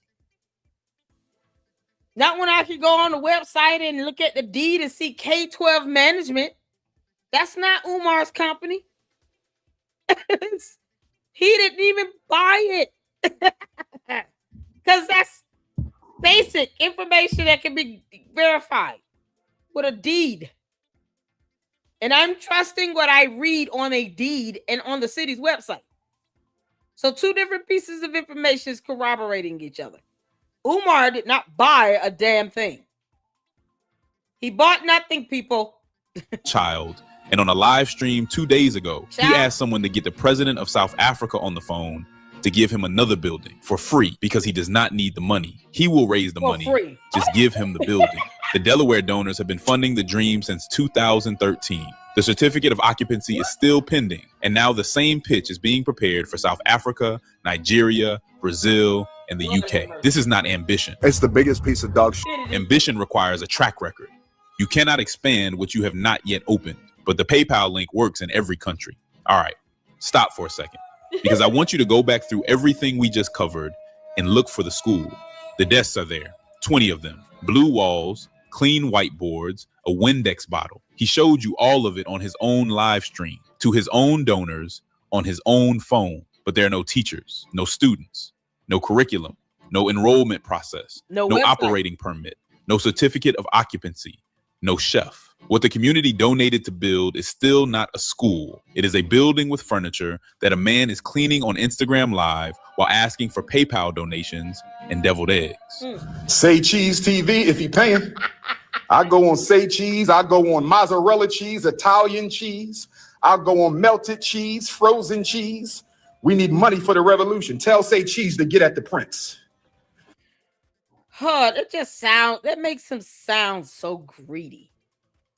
And he's supposed to be on, I thought he was losing weight and on a diet, according to Malware. Malware, you thought that was insulting me? Look at the shit that he's firing off that he wants to stuff in his mouth. All these food items he's naming that he wants to sit down and breathe and inhale. He might as well just go ahead and add hog maws and pig feet and chitterlings to the list. What are we talking about? This idiot wants the most unhealthy stuff. He didn't say a salad or broccoli. Cabbage, rutabaga, celery, carrots. No. Banana pudding, mac and cheese, collard greens with turkey juice. Oh, good grief. How's that a step towards losing weight again? My word, you got some explaining to do. Yo, lying ass. Yeah, we got a couple more supers that came in. Oh, man. Oh, let's see here. Hold on. Shout out to Enterprise for the $2 super. Drinking Spider-Man / Venom smoothies. No Marvel. This lady told people that she can ship them internationally. I was like, wait, what? So they have no idea what they'll be drinking when they receive it. How are you going to ship these smoothies internationally? They coming in these pouches or something. What? How's that going to look? How's it going to taste? You know, it's supposed to be all natural and everything. I guess she's going to send them in frozen pouches somehow. Good luck to that. I'm just saying, good luck and be careful. You might want to say your grace. Shout out to you, Enterprise. Thank you for the 2. Seth, how you doing, Seth? Seth, that's $2 super. Turkey juice sounds disgusting. He's sitting here talking about, now I'm going to tell you all how I ate collard greens growing up as a child. My grandmother would use smoked turkey necks or smoked turkey wings to make collard greens. I don't know what juice, other than the juice that comes when you put the water and the greens together. I don't know what other juice he's talking about. But that's the juice. It's the all juice, whatever the juice is that comes from, it's like pot liquor, as it's called. pot liquor, a liqueur. That is basically the juice from the greens mixed with the smoked turkey necks. But I don't know about any turkey juice. Hell no. Gravy, maybe? Maybe he means gravy. He wants gravy. Umar looks like the type of person that just open a can of gravy and drink it like a delicatessen. Oh, man. Yeah, I can imagine him doing that. Umar drinking cans of turkey gravy and cranberry sauce and saying, I just had my Thanksgiving meal today. And I ate a slice of bread, popped open a can of turkey gravy and a can of cranberry sauce, and I went to it. I got busy. That's it. That's all I can think of. Otherwise, I don't know what turkey juice is.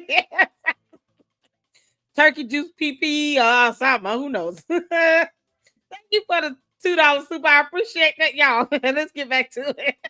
Serious conversations only. I don't want to talk about people. I want to talk about ideas. I want to talk about solutions. I want to talk about institutions. Don't waste my time talking about what you think about him and what do you think about him. I don't think anything about them. I'm too busy trying to liberate African people. South Africa. What's up, South Africa? We got to build FDMG, South Africa. I need one of them South African schools in the ghetto. I need one of them South African schools in the township. Somebody get the president of South Africa on the phone and tell him Dr. Umar need a school building. I don't need no money. Just give me the building. I don't need no money. We'll raise the money. Just give me the school building. South Africa, are you ready? Nigeria, are you ready for FDMG, Nigeria? Birmingham, UK, are you ready for FDMG, Birmingham, UK? Manchester, UK, are you ready for FDMG, Manchester, UK? Costa Rica, are you ready for FDMG, Costa Rica? Brazil, are you ready for FDMG, Brazil? We're not playing with y'all. FDMG Hawaii, FDMG Texas, my Houston, my Dallas, my Fort Worth, my San Antonio. Are you ready for FDMG? And here's what I need you to notice. Every single receipt in this video came from him, not from a critic, not from a hater, not from the struggle streamers doing it for 2 views, from his own Instagram Live, his own words, his own PayPal link, his own food request, his own permit admission, his own international expansion announcement. He gave you all of this himself. The Breakfast Club gave you the contractor contradiction. The Pennsylvania board hearing gave you the credential admission. The Douglas family gave you the bloodline rejection. And now his own Instagram Live gives you the desk wipe and the deviled egg request. Every chapter of this story, the receipts come from inside his own narrative, not from outside enemies, from him, every single time. That man is not being sabotaged by the system. That man is the system. And the community that keeps donating, keeps showing up, keeps bringing the mac and cheese and the deviled eggs and the greens with the turkey juice. That community deserves one question answered before the next PayPal link drops. What exactly are we funding? You're so dumb. You are really dumb. For real. Here is what I keep coming back to. Dr. Umar Johnson has been doing this for 13 years. And in 13 years, the ask has never changed. Send money, bring food, trust the process. The chosen ones are coming. What has changed is the scale of the ask. It started with a school in Delaware. Now it is schools on 4 continents. The building in Delaware still does not have a certificate of occupancy, but the international expansion is already being announced on Instagram Live while the desks get wiped down. The community that funded the Delaware dream is still waiting for the Delaware school. The South African community has not been asked yet. The Nigerian community has not been asked yet. The Brazilian community has not been asked yet, but they will be. And when they are asked, the pitch will sound exactly the same as it did in 2013. A credential, a legacy connection, a vision for Black liberation, a PayPal link, 3 times. So here's the question I want you to sit with. At what point does the community decide that the ask itself is the product? Not the school, not the chosen ones, not the other events and programs he has been running alongside FDMG, the ask. The perpetual fundraising machine that has been running since 2013 with a rotating cast of excuses and a PayPal link that never changes, because the school might open, the permits might come through, the certificate of occupancy might get signed. August 2027 might actually happen this time. But even if it does, even if the doors open and the chosen ones walk in and the mac and cheese gets served and Chef Barbie gets replaced, the question of where 13 years of donations went will still be sitting there unanswered, waiting for someone in those Breakfast Club chairs to finally pick up a calculator. In case you missed the last video, here it is. Click now and I'll see you there. And out. Dr. Umar Johnson has spent 13 years telling the community he is building a school for Black boys. 13 years of fundraising. Y'all, this is the last video we have where he speaks about more of why Umar the Oompa Loompa can never exclude or be discriminatory, basically. And this video kind of dives a little bit more into that. And this will be the last one that we'll check out in this live. Tomorrow we will be going over the full video of the vandalism, because I have not seen the entire video of this so-called vandalism that occurred in the bigger bando that was supposed to be vacant since 2020. How does one vandalize and steal 5,000 books out of a vacant building that is riddled with black mold? Yeah, why would he put books inside of a building riddled with black mold that the city of Wilmington said to vacate in 2020? And this so-called vandalism happened in when? 2024? So we're going to take a look last year. Was it last year or the year before last? Yes, well after 2020, when the city said this is deemed unsafe and not fit for human habitation. So we have a lot of questions to ask about why he feels the need to lie about having 5,000 books put into a bando that was supposed to have been vacated since 2020, according to a violation from the city. Because Umar's an idiot. Shout out to you all so much for tuning in. We got this one last video up. And that will be the conclusion of it, y'all. Thank y'all so much. Make sure you're hitting that like button. Let's get to it. 13 years of Breakfast Club appearances, 13 years of PayPal links and donation drives. Make sure y'all hit my Venmo and my PayPal. PayPal.me/Umar the psychologist. We don't do that here. PayPal.me/Umar. That was last year. But y'all saw the violation report. Shout out to KKC who got it from a FOIA request, where it said that it was supposed to have been vacated back in 2020 because he would not have been able to get that building up to code. So it's been vacant for 5 years and somehow he stuffed 5,000 priceless books inside of it. Yeah, Umar, you lied to your cult members because they're dumb enough to believe you. But that's not everybody on earth. We owe you nothing. We don't owe you the benefit of the doubt. We owe you nothing. We don't have to believe shit you say. I can't it's hilarious to think that he's claiming that 5,000 books were vandalized in a bando that was vacated since 2020 and is riddled with black mold. You know those books would have black mold spores all over it, right? Yeah, okay. He wants to put his health in jeopardy. Let him. Or the psychologist, or tap my Venmo.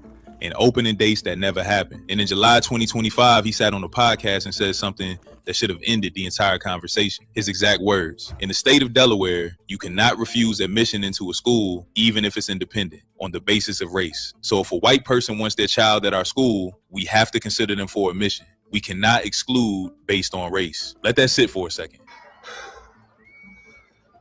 The School for Black Boys, the school the community has been funding since 2013, the school that has collected millions of dollars in donations across more than a decade, cannot legally exclude white students in the state he chose, in the building he purchased with the money the community donated. And his response to learning this was not to fight it. It was not to move the school. It was not to refund a single dollar.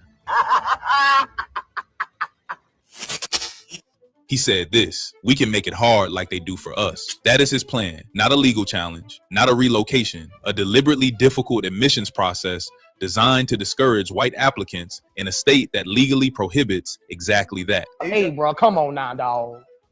Come on, man. He knew the law applied when he bought the building. He knew it when he took the donations. He knew it when he stood in the Breakfast Club chairs and asked for more. He knew, and the community that donated never did. Before we get to the admission, I need you to hear something else from that same podcast, because at the very end of the episode, after everything he said, he gave the community an update on the school. His exact words: all we got to do is lay down the tile in the Marcus Garvey Elementary School. And once we lay down the tile, we're going to apply for our certificate of occupancy from the city of Wilmington. None of it's true. None of it's true. It's BS. They made it up. They lie. July 2025. still laying tile, still waiting on the certificate of occupancy, still describing a building that cannot legally open as a school. Now hold that date, July 2025, because on March 23rd, 2026, 8 months later, Dr. Umar Johnson sat in the Breakfast Club chairs and told Charlemagne the renovations were complete. Not almost complete, not mostly done, complete. He was not there to apologize. He was there to fundraise. July 2025, he is laying tile on a podcast. March 2026, he is telling the most listened to morning show in Black America that renovations are finished. Both statements are public record. Both have timestamps. One of them is not true. You don't find that suspicious? You don't find that suspicious? And the community watching the Breakfast Club did not have the July podcast, but you do now. Now here's the receipt that changes everything. Same podcast, July 2025. Someone asks him a question about the school and white students, and Dr. Umar says this: in the state of Delaware, you cannot refuse admission into a school, even if it's independent, on the basis of race. So if a white person wants their child at our school, we have to consider them for admission. We cannot exclude based on race. Let that sit for a second. The School for Black Boys, the school the community has been funding since 2013, the school that has collected millions of dollars in donations across more than a decade, cannot legally exclude white students in the state he chose, in the building he purchased, with the money the community donated. Me personally, I wouldn't take this level of disrespect. Delaware law applies to all private schools, regardless of whether they receive government funding. The independent school status that Dr. Umar has always said protects him from outside interference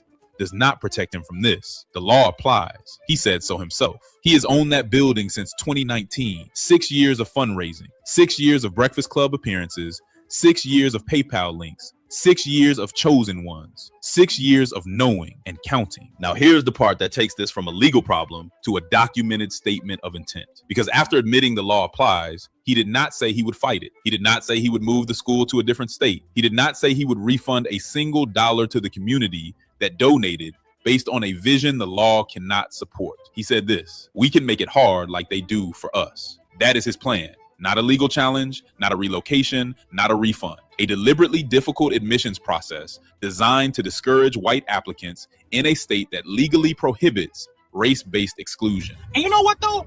That's typically how the bullshit goes. You feel me? And I need you to understand what that statement actually is.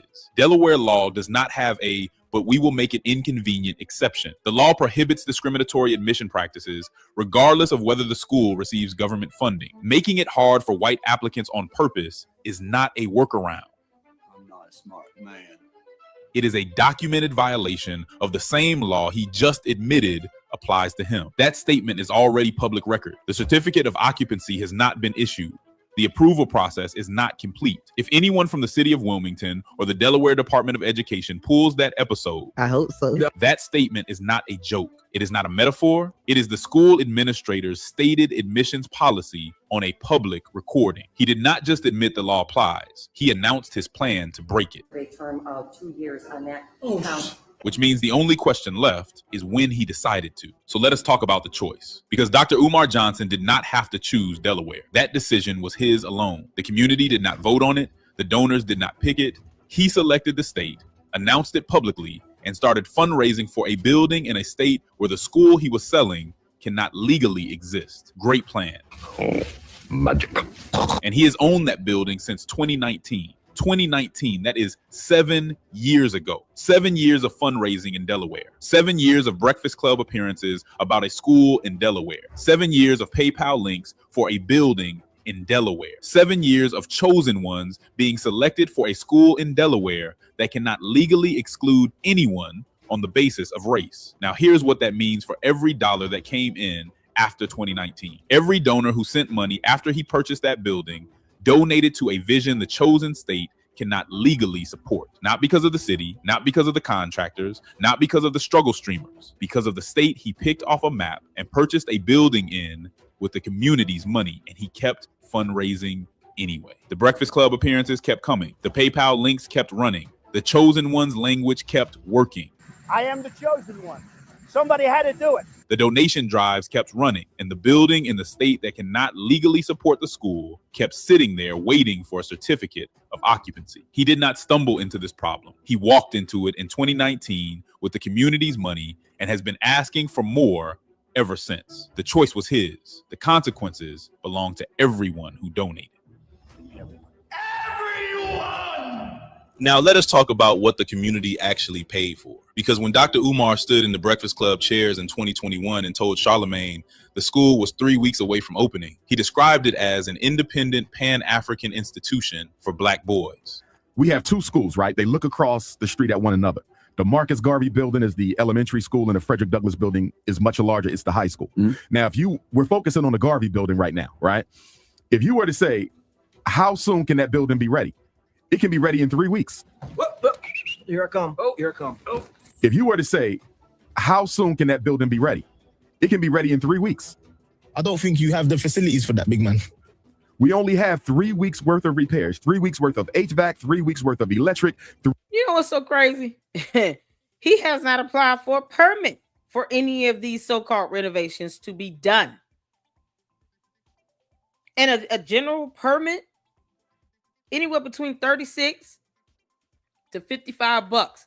Why do we not see any permits online? Because you can't have any work done to this bando without a permit. And this is coming from the clown that doesn't even get contracts secured with vendors. So who knows who's in there? Doing anything, just rigging stuff up, taping stuff down as opposed to nailing it. Everything's gonna be more like a hoodwink repair. All the pipes gonna be taped up with black tape. Y'all, the light fixtures is gonna be held up to the ceiling with plastic strings. It's gonna be something else. He's claiming that all the work that needs to be done on these bandos that have been sitting vacant since 2019 would only take 3 weeks to get it up to par running and able to pass inspection. Now do you all see why he's trying to get ahead of that whole narrative about the inspection? By defaming the inspector, because it's defamatory. He's lying like hell. And all the statements he's making against the inspector can be provably false. So he's defaming the inspector that he talked to 2-3 years ago by trying to paint this picture like if we don't get this certificate of occupancy, it's the inspector's fault. Nope, Umar, that's not going to work. Not going to work. I told you, you dumb Oompa Loompa, that I will help fundraise for that inspector to pay for an attorney to sue the shit out of your butt, boy. If anything happens to that inspector because of you and your incompetency and your laziness and your dumbass scam, and then get all kinds of other content creators to help set up, save GoFunds and all the stuff we need to do to help raise money for this man to get an attorney. Because you're attacking him online and defaming him. Keep on. These morons of the pull-up squad and the Uguni goons don't think they can ever go to jail. Oh, okay. All because their dumbass cult leader is incompetent and he's been sitting on 2 bandos that he never bought. That he refuses to get a team to help him open up and become schools. And when he was offered the assistance for free, Jamar was willing to connect him with people for free. He didn't want it. And he has said that in an entire video that can be used against him in a court of law. Your Honor, Exhibit A, when the Oompa Loompa was offered services by the Jamar young man in an interview on his podcast, he said that he already had that, he didn't need it, and he just needed money, Your Honor. So the defendant is a moron who turned down free help and now wants to deceive the public even the more by saying it'll only take 3 weeks to get everything done to this bando. Never mind the black mold. Never mind that. No treatment on the building at all for the black mold thing. Okay. So he knows he's not going to pass inspection. He's already trying to make it seem like it's the inspector's fault. And of course, the only way he knows how to do it is by defamation. You know, in cyberbullying and harassment, cyber crimes that he could be held legally liable for. Hopefully the inspector sues the crap out of him and we can all enjoy that. 3 weeks worth of plumbing. You're showing me how unserious you are. Not for black boys and white boys. Not for whoever applies. For black boys. That is what was sold. That is what the PayPal link was for. That is what the Chosen One's language was about. And he has raised millions of dollars on that specific vision. Not on a school that legally must consider all applicants regardless of race. On a school for black boys. In a state where that school cannot legally exist as described. The chosen ones cannot be legally chosen in Delaware. Think about what that means for the parent who donated because they believed their son had a shot at being selected. Think about what it means for the community member who sent money because they believed in the specific vision of an independent black institution that could control its own admissions. They were not donating to a school that has to consider white applicants. They were donating to a school that specifically promised it would not. That promise cannot be legally kept in the state he chose. It could not be kept the day he purchased the building. It could not be kept on any of the days he stood in the Breakfast Club chairs and asked for more. That's a damn shame. My disappointment is immeasurable, and my day is ruined. The vision that raised the money and the legal reality of the building that money bought have never been the same thing. And the community that donated deserved to know that before the first dollar ever moved. Now step back for a second, because if you have been watching this channel, you already know that this is not the first time the foundation of the FDMG pitch has collapsed from inside his own story. His doctoral credential was dismantled by a government hearing he attended himself. He walked into that Harrisburg courtroom in January 2018 and defended himself by arguing he never claimed to be a licensed psychologist. His own testimony dismantled the credential. His bloodline claim was dismantled by his own family's DNA. The Frederick Douglass Family Initiatives issued a public statement in April 2016, 100% certainty, not a descendant. His own father's DNA test confirmed it. And now the school itself has been dismantled by his own podcast admission. The building cannot legally operate as the school it was sold as, in the state he chose, with the money the community donated. We have a problem. We have a problem. 3 receipts, 3 foundations of the FDMG pitch. All of them collapsed from inside his own story, not from critics, not from struggle streamers, not from the white establishment he keeps pointing at, from a government hearing he attended, from a family statement about his own bloodline, from a podcast appearance he chose to do. Every single time the receipt comes from inside his own narrative. Every single time he provided the evidence that dismantled his own argument. And every single time the community kept donating. That is not bad luck. That is not a pattern of setbacks. That is not a series of mistakes. That is a series of choices. And the only question worth asking now is what the community decides to do with that information. What do you think? All right, stop for a second, because I want you to go back through everything we just covered and ask one question. Not about Dr. Umar, about us. The credential was fake. His own government hearing proved it. The bloodline was fake. His own family's DNA proved it. And now the school cannot legally be what it was sold as. His own podcast admission proved it. 3 pillars, 3 receipts, all from inside his own story. And across all 3 of those moments, the community kept donating, not because they were foolish, not because they did not care, but because every time a receipt surfaced, he reframed it as an attack. The board was jealous. The family was compromised. The law was the white man's tool. And here's the thing about that playbook. It works. Not because people are gullible, but because when someone has spent years wrapping themselves in the symbols of black liberation, asking for documentation starts to feel like betrayal. That is the mechanism. That is how 13 years happened. But this receipt is different from every other one that came before it, because you cannot call Delaware law a conspiracy. You cannot call his own podcast admission a hit job. You cannot call the words that came out of his own mouth on his own platform a coordinated attack from the white establishment. He said it on purpose to an audience of supporters. And what he said was not just that the law applies. What he said was that his plan was to make it hard for white applicants the way they make it hard for us. Think about what that sentence reveals about the 13 years before it. He has always known the law applied. He chose Delaware anyway. He kept fundraising anyway. He kept describing the school as exclusively for black boys anyway. And his plan was never to solve the legal problem. His plan was to make it inconvenient and hope nobody noticed. You're so dumb.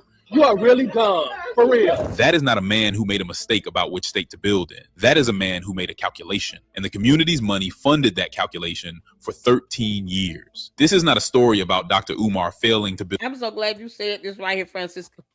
He thinks that people are stupid.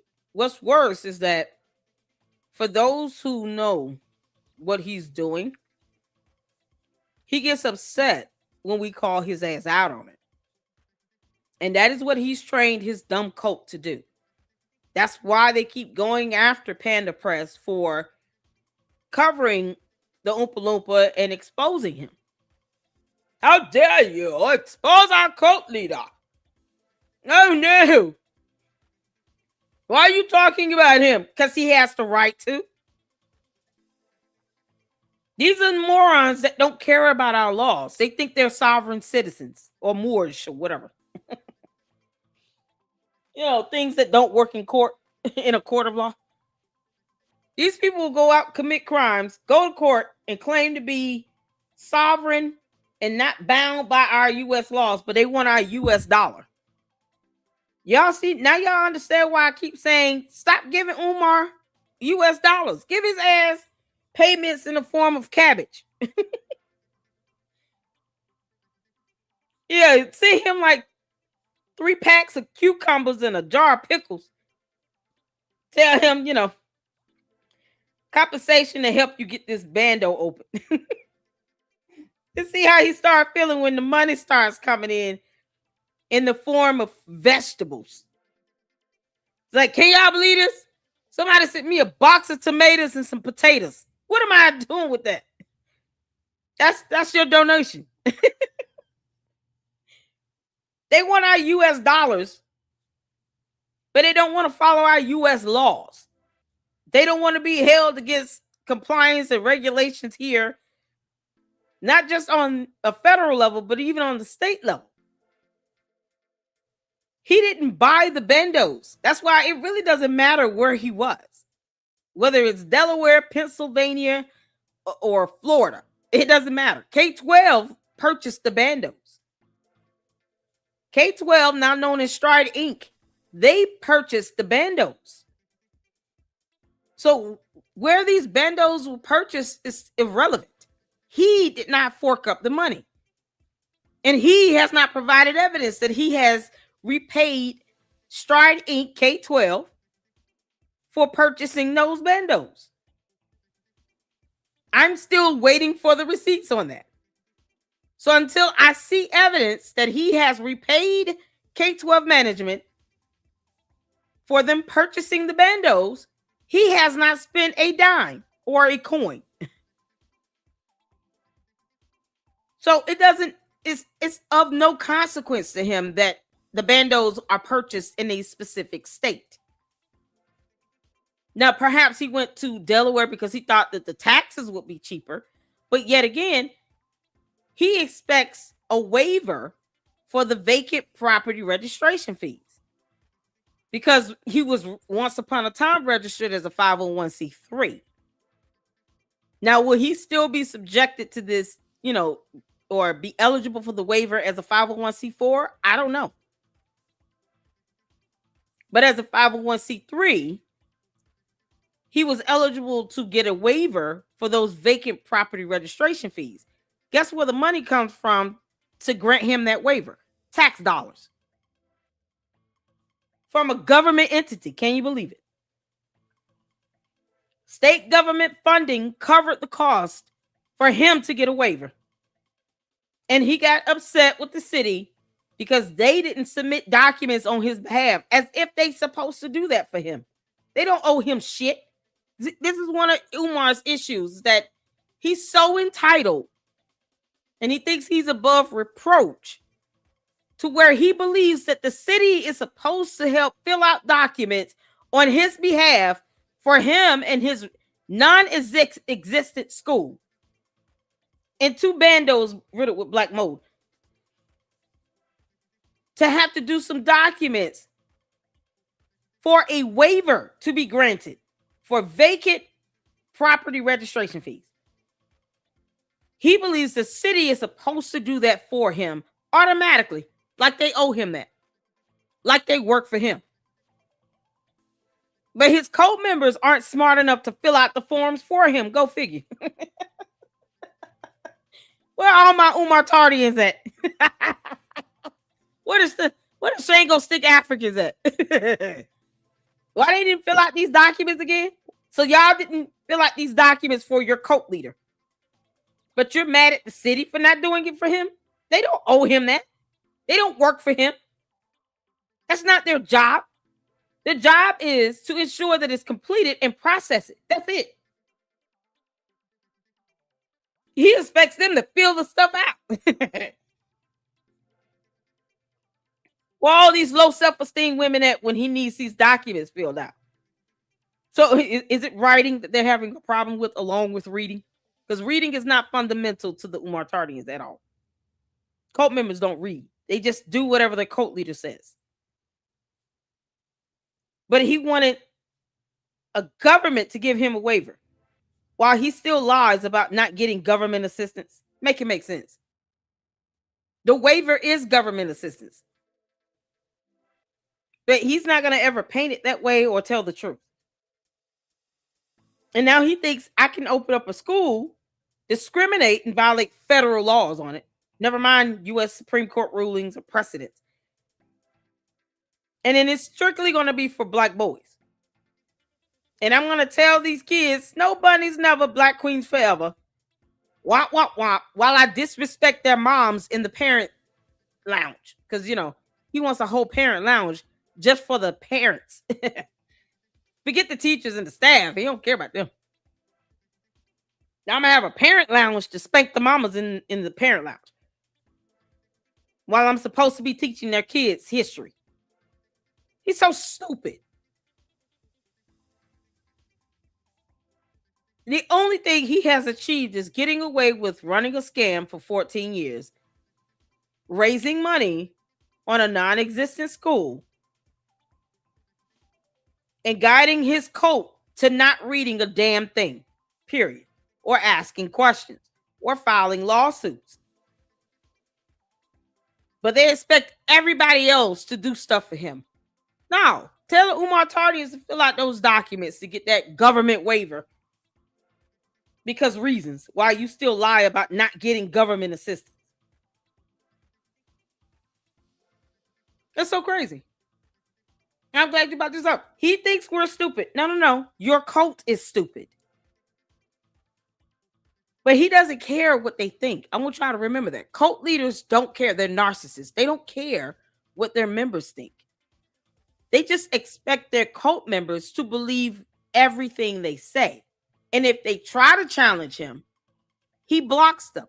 And he doesn't even ask, hey, how long have you donated to me? Are you a lifelong supporter? How does this go?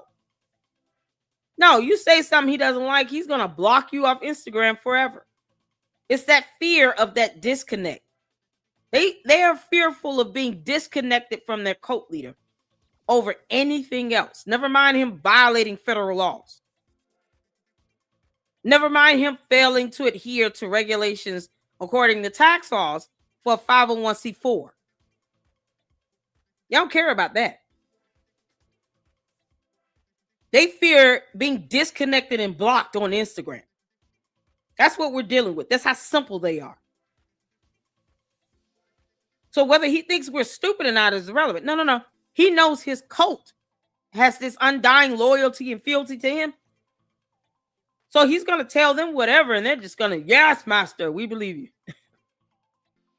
The rest of us, he expects us to call him out on it. That's why he calls us struggle streamers. He knows that we're going to say something. He doesn't give a damn. The only thing that works at this point is when a judge in a court of law tells him, now, I need you to jump, and don't ask me how high, just jump and keep jumping until I tell your ass to sit down. That's what it's going to take to get Umar's attention. A judge in a court of law. No one should care about how the Umar Tardians feel either. They're irrelevant. They don't pay your bills. So if you're donors and you really want to get Umar to be held accountable, You're going to have to sue him. And if his Umar Tardians want to get out of line, sue their asses as well. That's it. It's that simple. Add them to the lawsuit. You interfere with my ability to exercise my right to sue, I'll list you as a co-defendant and I will sleep peacefully.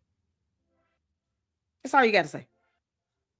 Because, they're incompetent, remember? They don't read shit. They don't understand how laws work or attorneys or anything. They just do what their cult leader tells them to do. Oh, and they break laws by trying to dox people. But you take them to court, then they have to give up their personal information. So it doesn't work out for them. But he expects them to be blind, brainwashed, and loyal. He doesn't expect them to understand when they're being stupid or anything. So he doesn't care. Umar just says whatever. He doesn't care. And you got to keep that in mind. That's how cult leaders operate. They don't care about their own subjects. Y'all, we've seen enough episodes from Nature Boy to see this man slapped around his own cult members on live streams and then got mad when it was shown as evidence in a court of law on his treatment towards his own cult members. You think Umar cares about disrespecting his own cult members? No. He doesn't care. So, whether he thinks that we're stupid, child, he knows his cult is dumb enough to believe whatever he says, and they're going to keep doing it. But you start converting those US dollars over to carrots and cucumbers and beets and rutabaga, send him food items instead of vegetables and applesauce, like cans of applesauce. Like, I'm not sending you no money, but I'll send you some applesauce. You want donations from me? No, I'm not hitting your Cash App or your PayPal, but I will send you a couple packs of applesauce and some fruit cups. Malware said you're on a diet. I'll send you a case of bottled water. Yeah, see how that goes. Good luck to that. Stop giving him money. That's the only way this is going to work. You got to stop giving him his money. Give him that money. Send his ass some steamed cabbage and keep living. Build a school. That framing lets him off too easy. Failure implies he was trying and fell short. The school was never the product. The belief in the school was the product. And that product has been generating revenue for 13 years without delivering a single classroom to a single black boy. The question is not whether Dr. Umar knew. We just established that he did. The question is what the community decides to require from the next person who shows up with a credential and a bloodline and a vision and a PayPal link. Every receipt in this video came from his own mouth. The tile detail, the law admission, the workaround plan, all of it on his own podcast to his own supporters. He knew the law applied when he chose Delaware. He knew it when he purchased the building. He knew it when he stood in the Breakfast Club chairs and asked the community to keep sending money for a vision the state he chose cannot legally support. He knew, and now you do too. So the question I want to leave you with is simple. If the credential was fake and the bloodline was fake, and the school cannot legally be what it was sold as, what exactly has the community been investing in for 13 years? They have been investing in the idea of the school, not the school itself. In case you missed the last video, here it is. Click now, and I'll see you there. And out. Oh, y'all, that's the end of it. That was fantastic. I appreciate all of you all tuning in. Shout out to Panda Press. He did a great job as always. And I am so glad I was able to catch up on his videos because I think it sums up very well all the research and information that many of us may have known about, even just listening to each other and other podcasters, Lynn and Honor, especially with his series and stuff. But it's refreshing to get a new spin on it and to see, these videos being laid out so well done. Oh my goodness. Well done, Panda Press. So I appreciate you all so much. I have another live to get to. And then tonight, we're going to be going live on Lady Luck Club with Sweet Tea only. Checking out Rem's videos he did regarding this whole check thing and malware and child, these clowns. Yeah, until they admit they lied and they were wrong about filing these false copyright strikes. We're gonna keep our foot on necks of liars. I just don't like liars, and then they throw a tantrum and do dumb shit like this and violate and misabuse laws because you called them out. Yeah, okay. We'll just keep doing that. I mean, until you recognize that this was not the way to go. And I'm gonna have fun doing it. I sure am. Chabu, thank y'all so much. Y'all hit that like button. I appreciate all the supers up in here. This is a load of fun. Panda Press, mama love you, honey.